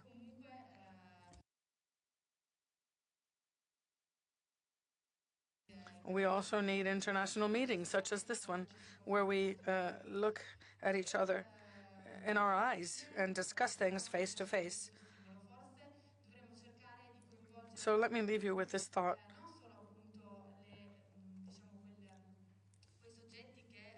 We should work with our parties as well,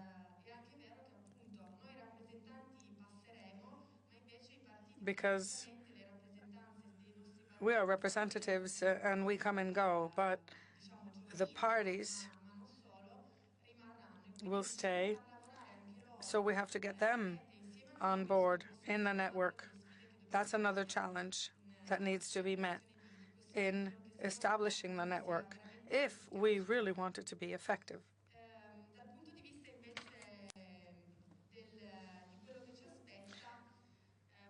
What to expect?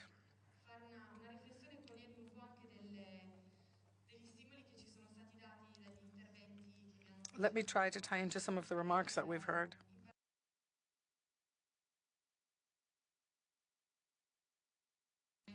There are two things in particular that we should do.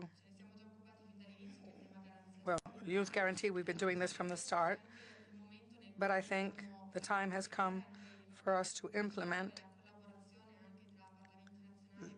and strengthen the cooperation between national and parliaments and the EP.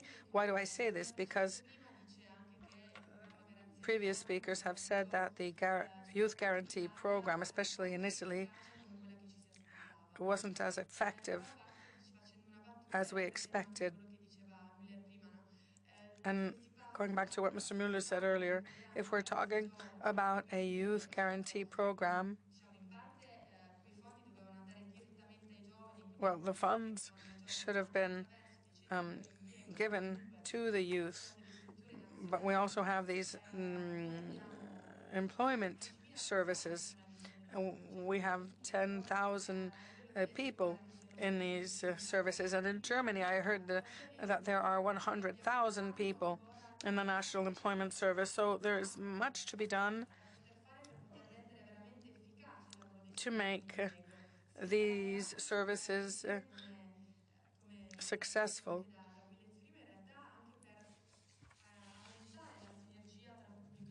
Mr. Willits was talking about increasing the synergy between public and private sector, even through the National Employment Services. Obviously, we have different levels of government, the state, the region, the former provinces, and we've got concurrent jurisdiction issues at times. We have our Jobs Act, the reform, and we've got all sorts of programs. So clearly it's going to take some time and coordination.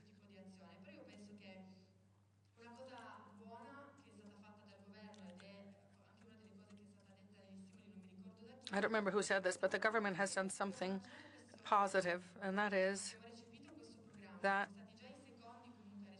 we've adopted the program. We've been the second to do so, and we're conducting a transparent monitoring effort.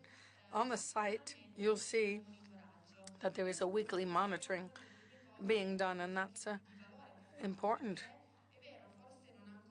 Maybe we haven't yet achieved the desired results, but we are monitoring things on a daily basis, and we are doing it in a transparent way.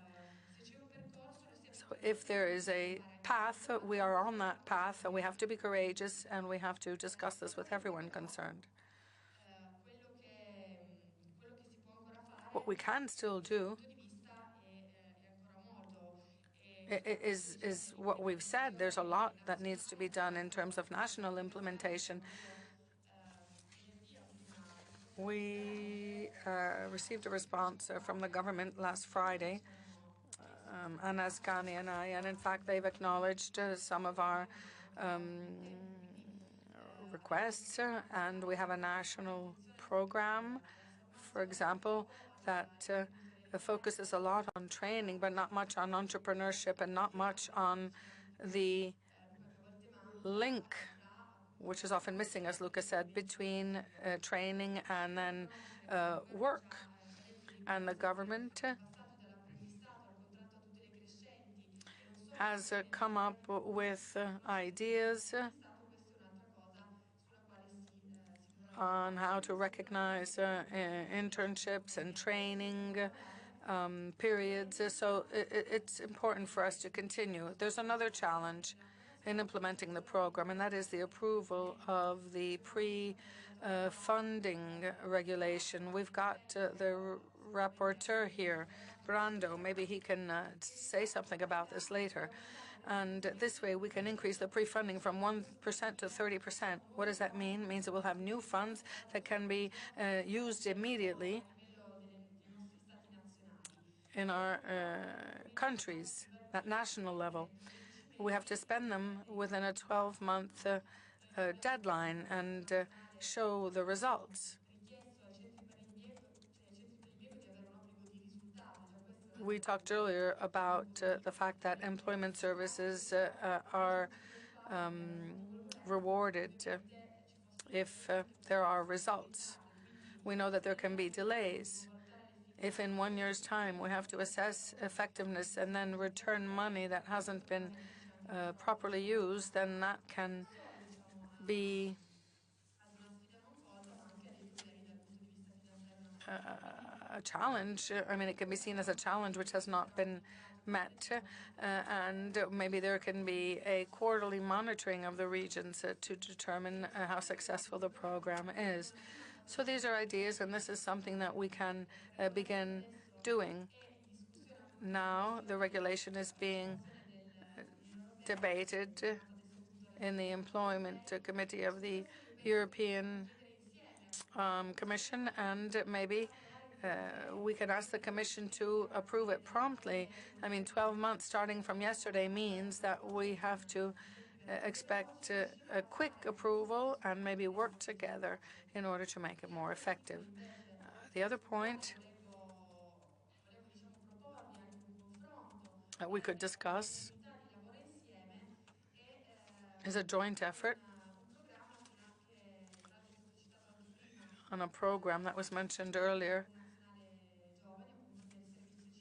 the civil service.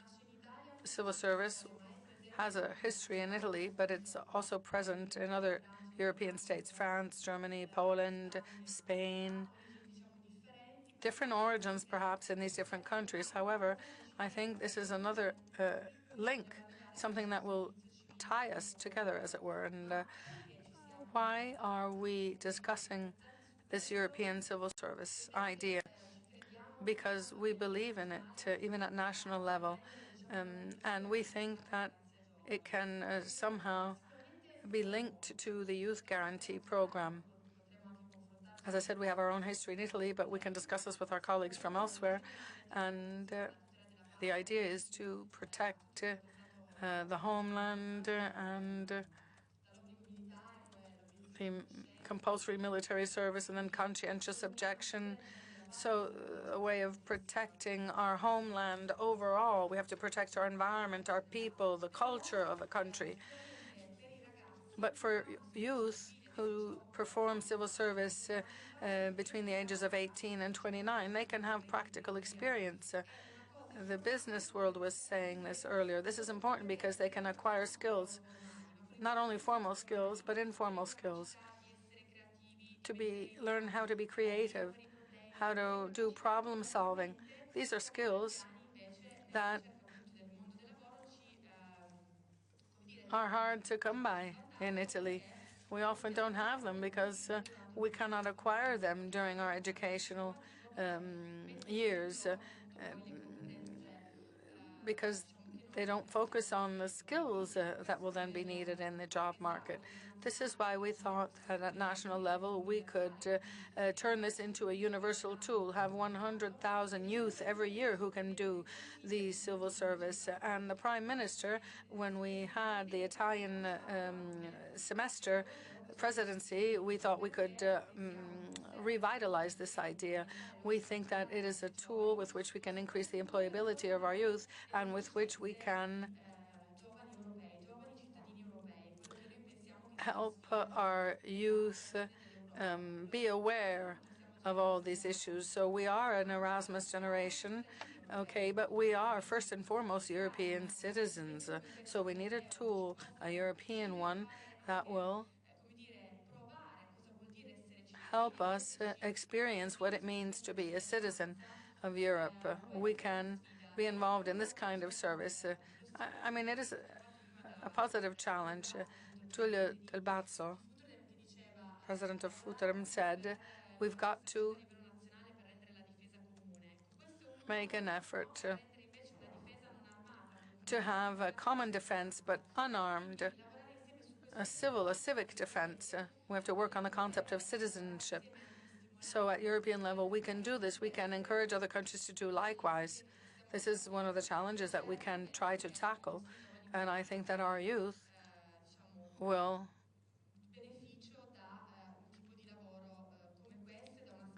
benefit from this kind of challenge and work. It's going to be tough, especially considering that we've got to have on board not only the jobless, but I mean those who are not in education and employment, the NEETs, in other words. We've got to have everyone on board, and we've got to try to leverage these forces. I mean, we have 2 million in Italy. In Europe, I think 8 million. So this is an important need, and this is a challenge that we have to tackle very soon. Thank you very much for your attention. Grazie, buongiorno a tutti. Thank you. I would like to thank Francesca and Anna Ascani for all they've done, because we should pay tribute to them, because this is why it is thanks to them that we are here today on this common journey. And I'm not just saying this. I believe this is a starting point, and now I would like to start a Q&A session, because many of you come from far away, and I hope you didn't come here just to see St. Peter's or the beauty of Rome. I come from the province of Venice. My name is Emanuela Prataviera, and I sit on the Labor Committee. I think that we should consider ourselves different, not just in terms of political parties. We all have different experiences, different cultures, and we represent our people, but we should also consider the views of other people, of the other people that we govern. So action cannot simply be based on a common goal. This is not enough to make us feel a sense of belonging. Italy has a lot of opportunities and differences to offer. It has a lot of weak and strong points. And Europe is a bit the same thing. We all have different languages and cultures, and every region has its different opportunities. And I think this could be a first provocation, a provocation to try to understand our problems. Yes, we should be united, but on what basis? Maybe on the basis of our differences and the different prospects and views we have. And maybe in this perspective, we may understand that one goal or one law is difficult to achieve if we do not consider all possible facets of questions. I am thinking what you said about us, and I'm now addressing those who are listening to me. From my point of view, we have an edge, as it were, because we have fewer bias. And as I come from a sea resort, I no longer consider Germans walking to the beach in flip-flops, nor do I think that Italians can be represented by the idea of the mafia or pizza. I think we should start this shared and common journey across Europe together.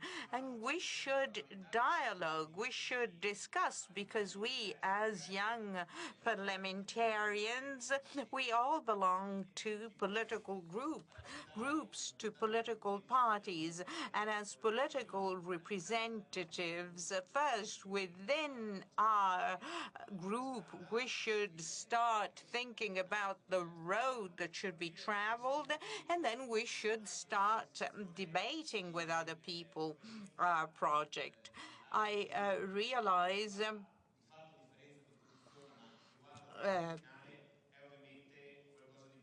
that it is important to work towards a common goal, but we must also be concrete and factual and effective. So I share the view of Pedro. I share Pedro's views. He said that we have to set up an information and communication network for us to be able to understand what happens in Northern Europe or just a few kilometers away from us. I remember that about 18 months ago, I was dealing with an anti-dumping action by the Chinese in relation to photovoltaic cells.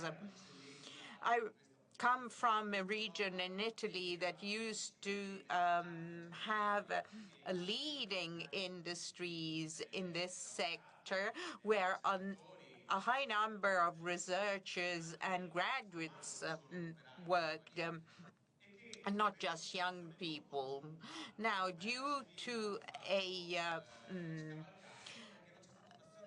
the lack of joint action in Europe, the Chinese took over the sector. Germany did not want to defend the energy sector, the renewable energy sector throughout Europe, because of a national interest, and prefer to choose a different path. So if we talk about research and the future of our young people, we should also discuss the choices, the decisions that are made at European level, and we should understand what tools we should use. Francesca mentioned the youth guarantee.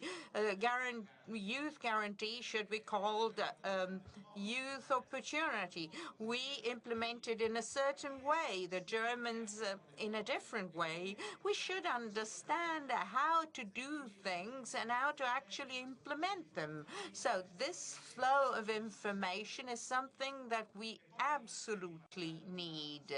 So we should move from being static in the simple search of data, because in this panel, we decided not to start off on an autonomous journey of analyzing why there is a different taxation on labor in Germany as opposed to Italy, because this is something that we should do together, because integration requires changing different setups, and we have to consider crises that, such as the one that is hopefully finally over, or we should consider the fluctuations in oil prices.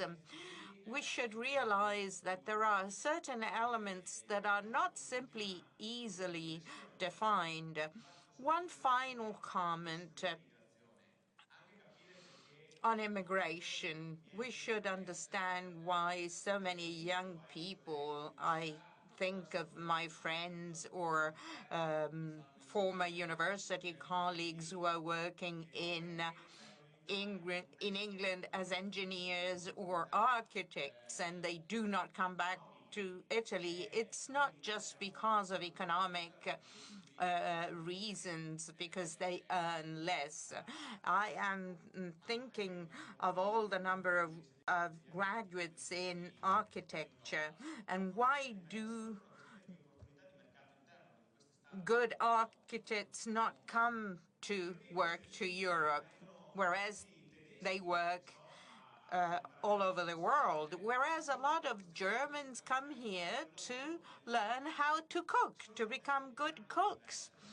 Now, there are different dynamics that we should try to somehow govern, to try to understand why this is so, why these things happen. Is this the type of Europe we want? Is this the type of Europe we do not want? I believe we should start discussing these issues. We touched upon big, essential, key issues today, but if we in 6 months' time we want to start discussing again, maybe in the next few days, at the end of this meeting, we should start identifying goals to see how we can achieve them. I hope we can now start an interesting Q&A session, and I hope you will be able to make a contribution, because this was the idea, and it would be good before lunch to move from words to deeds. Thank you. Prego. Se si può anche presentare. Prego.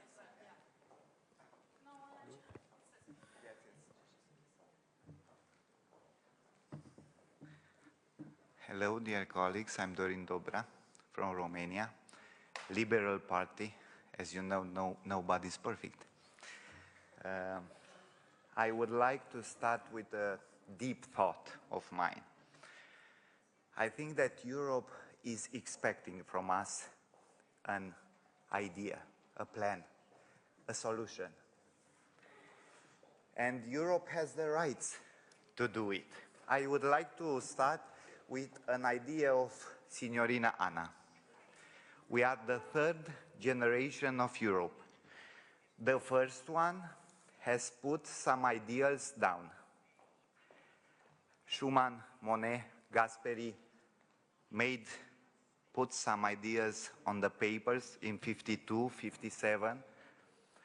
And then the second generation of Europe put this ideal in leaves. We are living now these ideals of first parents of European Union. Now we, as the third generation, we are obliged to put down some new plan, if not a plan, some ideals, if not some ideals, at least some ideas. Take a look at us. It's so much human resource in here, in our gathering. In 10 years, maybe least, maybe more, our generation will have the leadership of EU, European Union. I would like to believe, I would be very happy to think that here now is a start of a junction box which can make a new plan for the future Europe. I wish you all to respond well to the Europe's expects from us, and let it be us to deliver such ideas, plans, and maybe ideals. Thank you very much.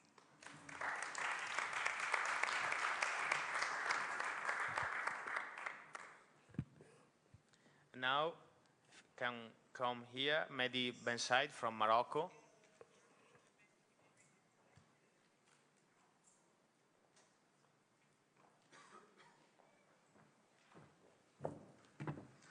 Hello everyone. Sorry, first, my English is not really good, so I try to...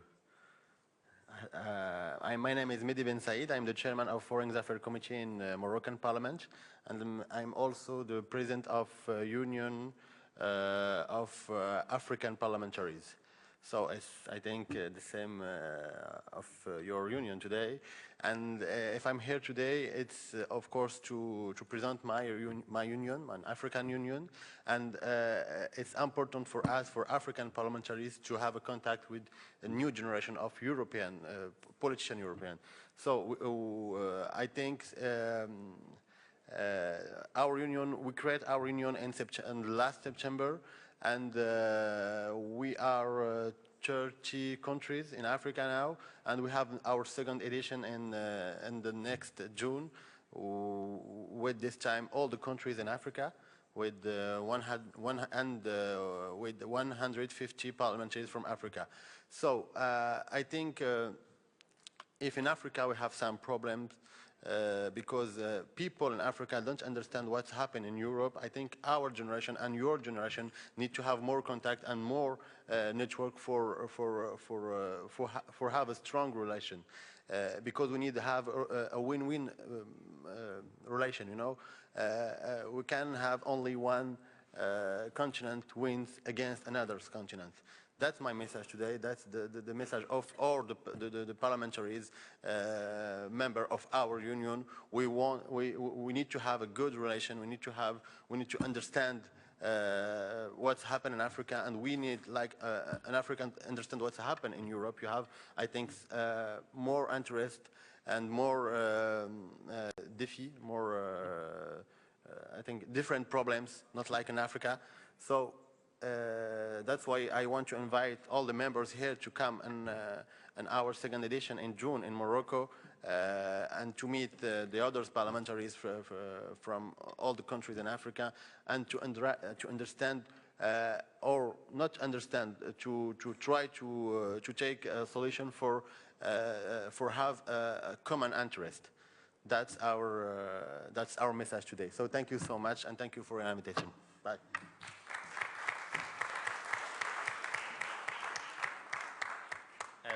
Brando Bonifay, and then who's next? in my greeting as a member of the Youth Intergroup, I spoke in Italian, but now I try to be like helpful for the other part of the people who are here, so I will speak in English. Also, we have been joined during the day, and she will speak in the final part of the day by my colleague, the co-chair of the Youth Intergroup, Terry Reinke from the German Greens. She's there.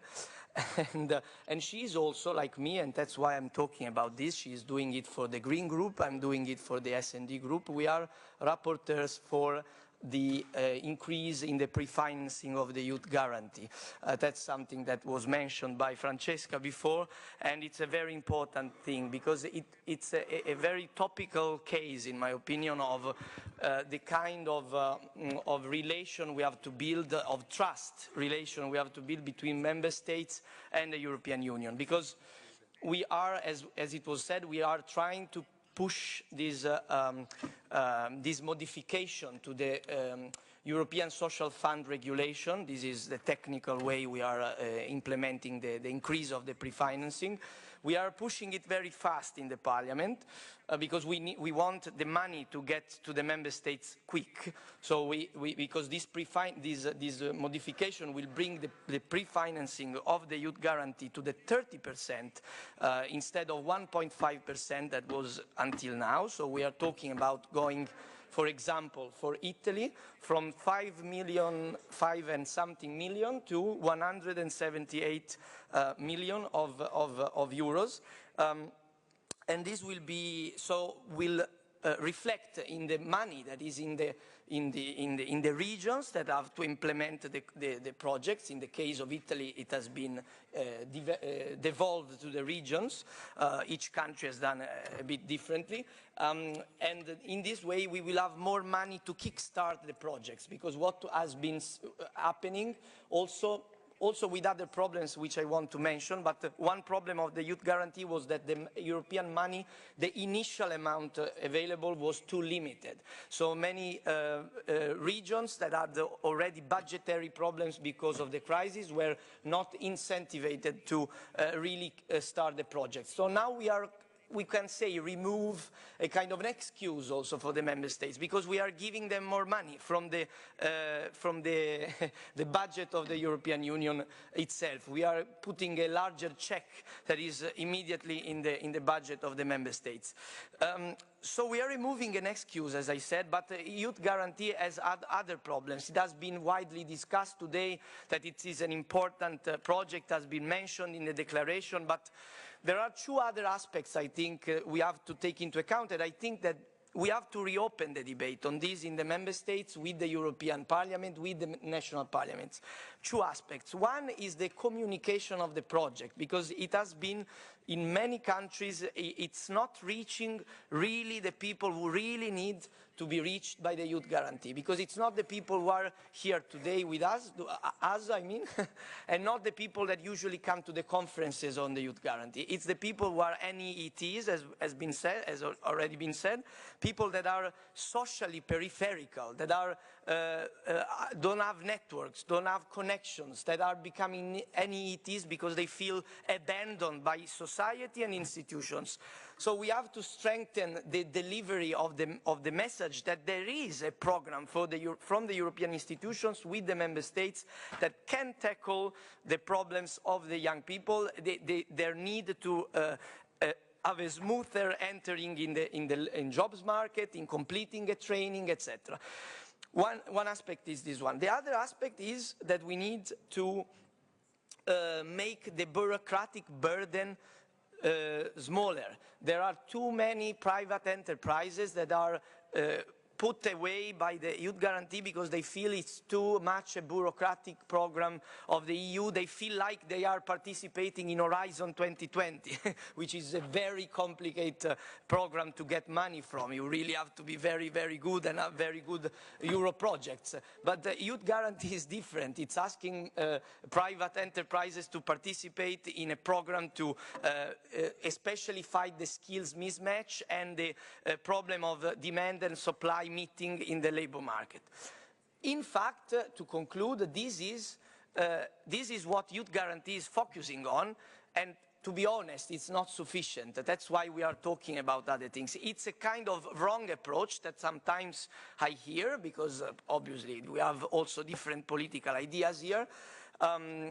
Here and in any assembly, I mean, that youth guarantee is sufficient to help the young people find a job, because it's like the problem of the jobs in Europe is just a skills mismatch.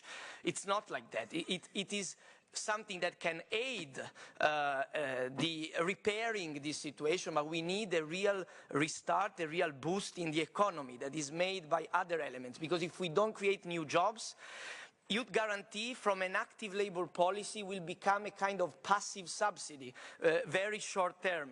So we really have to put this into the puzzle of a restart of a European economy, which is made, as been said already, and I conclude with this, by a colleague, by the German colleague that spoke before with on the signing. It's made of fiscal consolidation, as was said, by reforms, by investments, but also by a rebalance that is of many things, a rebalance in the unemployment rates, on the costs of labor. Someone talked about the risks of social dumping, taxation harmonization, and also the balance on the exports. We have problems in debts in some countries, but other countries are exporting too much and making some unjust competition with the other member states. So it's not just the debt problem, it's a matter also of respecting all the rules in the exports, in the investments, in many aspects. If we rebuild this kind of pact of solidarity made of rules and responsibilities of each of us, I think we can restart the economy, and youth guarantee can be a success. If we don't do that, youth guarantee cannot be a success, because it cannot create jobs. Youth guarantee can only help a recovery of economy made by other things, as such the things that I've been saying. Thank you.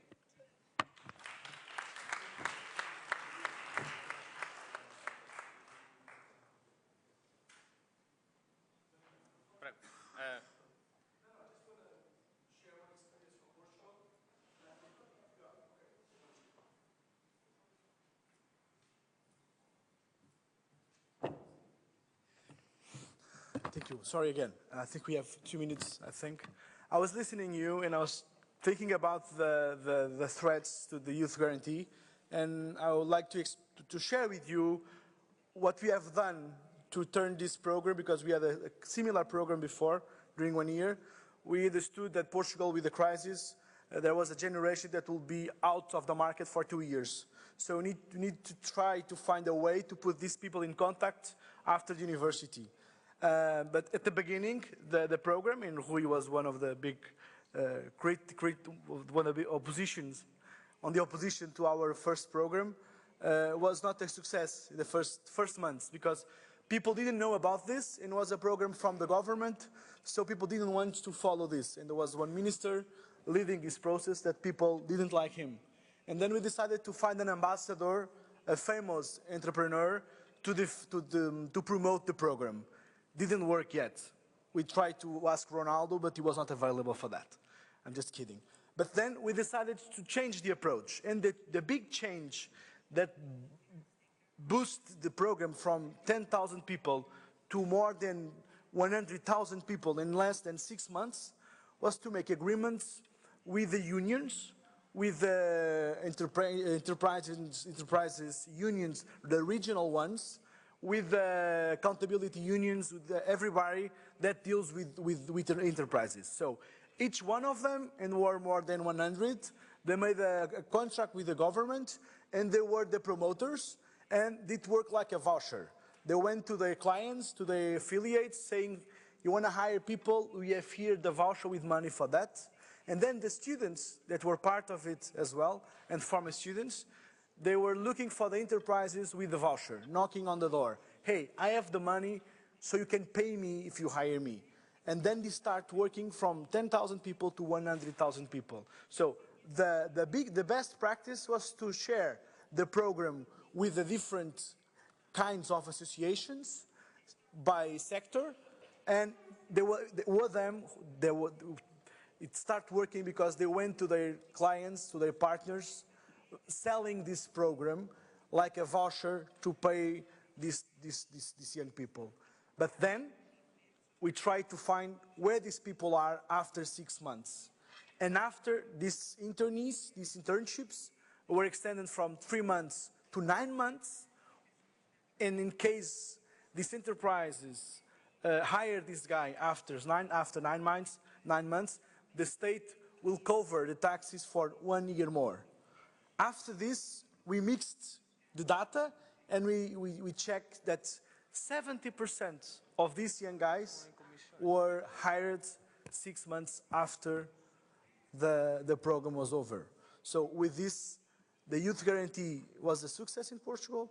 We have 70% of these guys find a job after these internships, and after this, these people have at least 1 year experience in an enterprise. Give more time to an enterprise to bet on him, to give them training, to pass responsibility for this guy, and he has the chance to show that he can do better than the other employees. So it worked really, really well. We seen this like before it was easy to find a job. All the doors were open. In this program, the Youth Guarantee was a kind of open window to get in contact with the enterprises, and then we had the opportunity to justify our job, and it works. Thank you.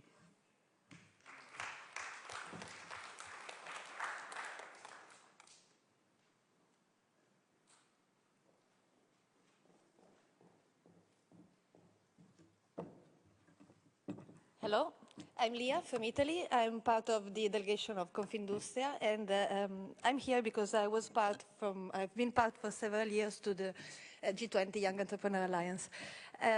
I just wanted to say something for this debate, because in my company it happened that I'm applying for Youth Guarantee, and for us it was a really nice idea because we can try some experiments. I had a research and development project that I wanted to do in my company, and I had a person that I couldn't really put inside my company, but I wanted this person to follow this R&D project.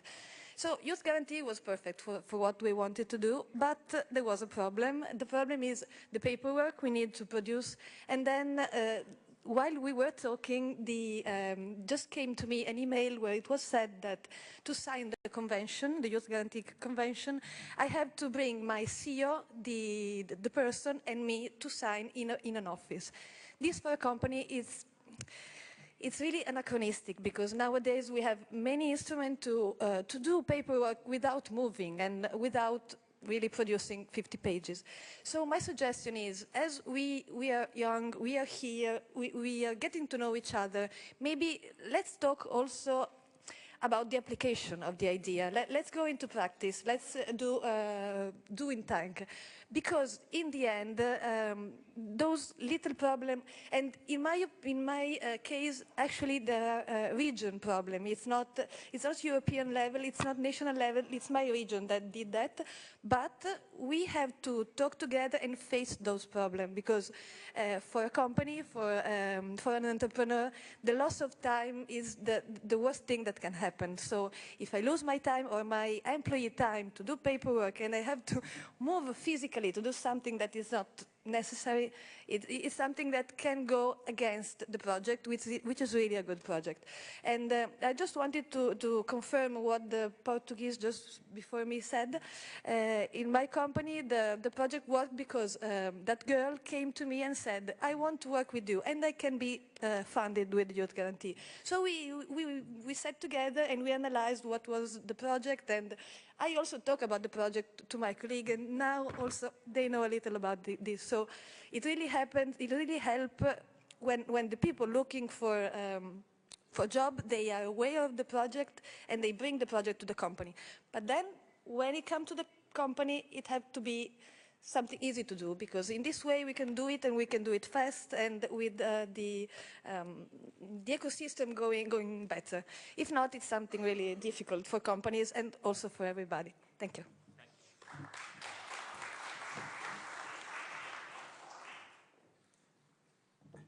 Well, I've appreciated the opportunity of listening to this discussion. I wanted to make one comment on it, which is everybody has been so polite and so courteous and so keen to use existing mechanisms.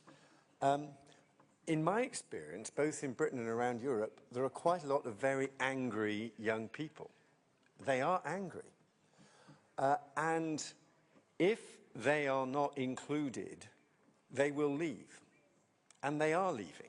And I meet large numbers of young Europeans. I find them on the west coast of the US. I found them in New York and Boston. I have to say, I find quite a few in London. And if they are not given an opportunity, they will go somewhere else. And in some ways, I think one of the reasons why we're not so angry is that there was a great political economist, Albert Hirschman, who said it's you either exercise voice or you exit. It's the balance. Every young person is choosing between voice and exit. And if their voice is not heard, they will go for exit instead. So I think it's just worth remembering that. And young people often see themselves as outsiders. And we need mechanisms whereby outsiders can make their ways in the world without necessarily having to start by deferring to the older generation. They may want to set up their own company and do things differently. They might want to get their own research grant without waiting for the professor at the head of their university department to give them his patronage and support for years, if not decades. So we need mechanisms not just whereby they can get employment in a big company, but more financial support for them to start up their own company. Would we ever get a European Facebook or Microsoft or Apple? Would it be possible for people to drop out of Harvard, the equivalent in Europe, and create their own business and make a big, great new European business from it? And I think we do need to, on top of the courtesy and the Italian kindness that we have appreciated today, we should remember that if we do not provide those routes for young people who see themselves as outsiders, they will be in Shanghai, New York, perhaps London.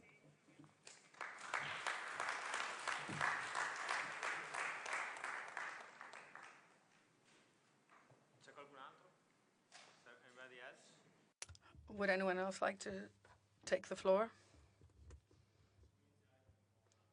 Okay, then we can move on.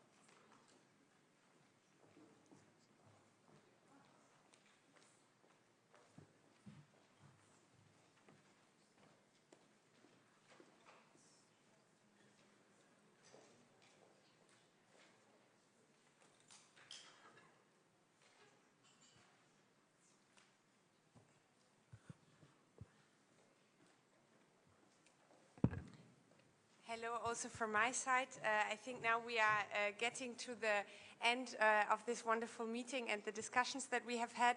And I think I'm going to be very stereotypical as a German and try to be very concise in summing up what we have discussed.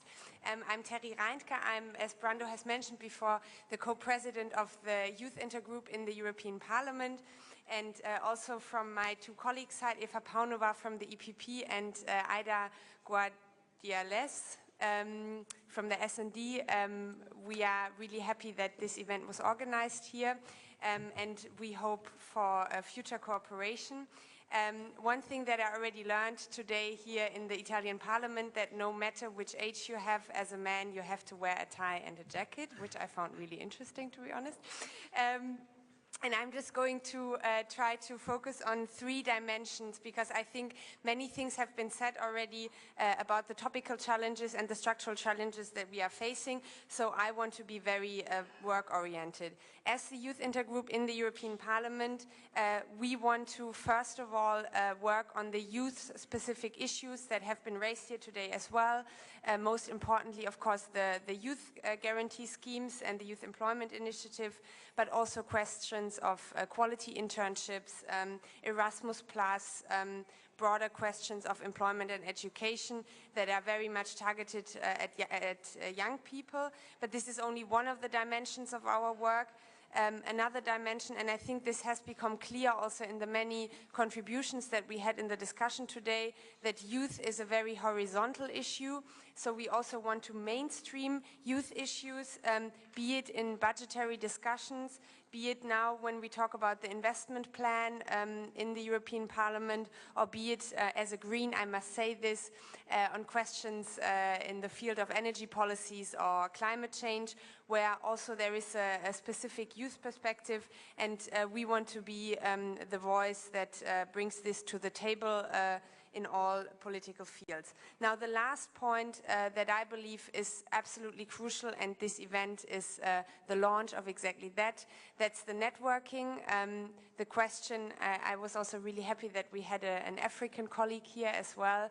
The question, of course, on the European level, how can we as young parliamentarians work together in order to give young people a stronger voice in the debates? I think this is on the one side, of course, an institutional question, building a strong network, but on the other side, and I'm going to follow up on what has just been said, I believe that we are not only here as young parliamentarians, but we are also here representing a lot of young people that are in the streets, that are indeed very angry. Last week in Frankfurt, there were big discussions about the opening of the new building of the European Central Bank. And I believe that as young parliamentarians, it's also our duty and responsibility to give channels to these young people to have a say in the democratic decision making, because I don't only think that it's a question of youth unemployment that we need to solve, but it's basically the European project that is now in our hands, and if we are not going to develop it and to make it work for the next year, I think we will face even deeper crisis in this continent and beyond. So let's work together. I'm very much looking forward to further discussions and further events, and maybe next time we could also connect it with maybe not only meeting in a parliament, but also going for beer together in the evening, because this is really what networking is about from my point of view. Thank you very much. Thank you very much. Thank you very much, Terry. I think that as an Italian guest, maybe my task is more to suggest some of the follow-ups we could do, and how we can transform this first meeting into a do tanks, because it has been suggested before by Luca Donelli and Giulio Del Balzo that we need more occasions where we actually make things concrete, become live. And I think there is nothing more powerful than actually politics, and we are all politicians. We did a network of MPs in order for us to be able to do things at a higher level than we are at a national level. So I have 3 suggestions that we might develop further. The first one is a call for help. Please do help us, Anna as a starting person, and all of us that are present, do help us involving other colleagues from your national parliament and other colleagues from parliaments that you might know. I think the network, this network has a sense if we manage within a short amount of time to spread the word and have a group that is really comprehensive of all the 28 countries of the European Union and at the different levels, national parliaments and European Parliament. The second thing that I think we should use the network for is an attempt to share our work in national parliaments, both at the normative level in terms of production of laws, and at the level of how we influence policies done by the government.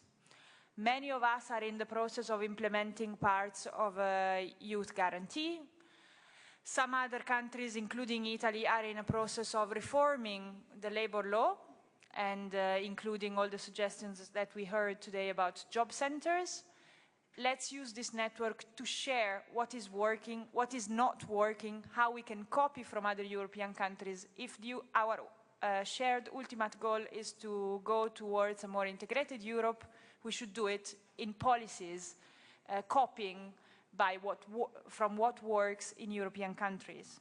And the third suggestion that I think we should use this network for is, in order for us, Lara said it, Terry suggested it again, to reinforce our collaboration with the European Youth Intergroup, and in order to make the decisions taken at the European Parliament work in our national systems. This is something we don't do.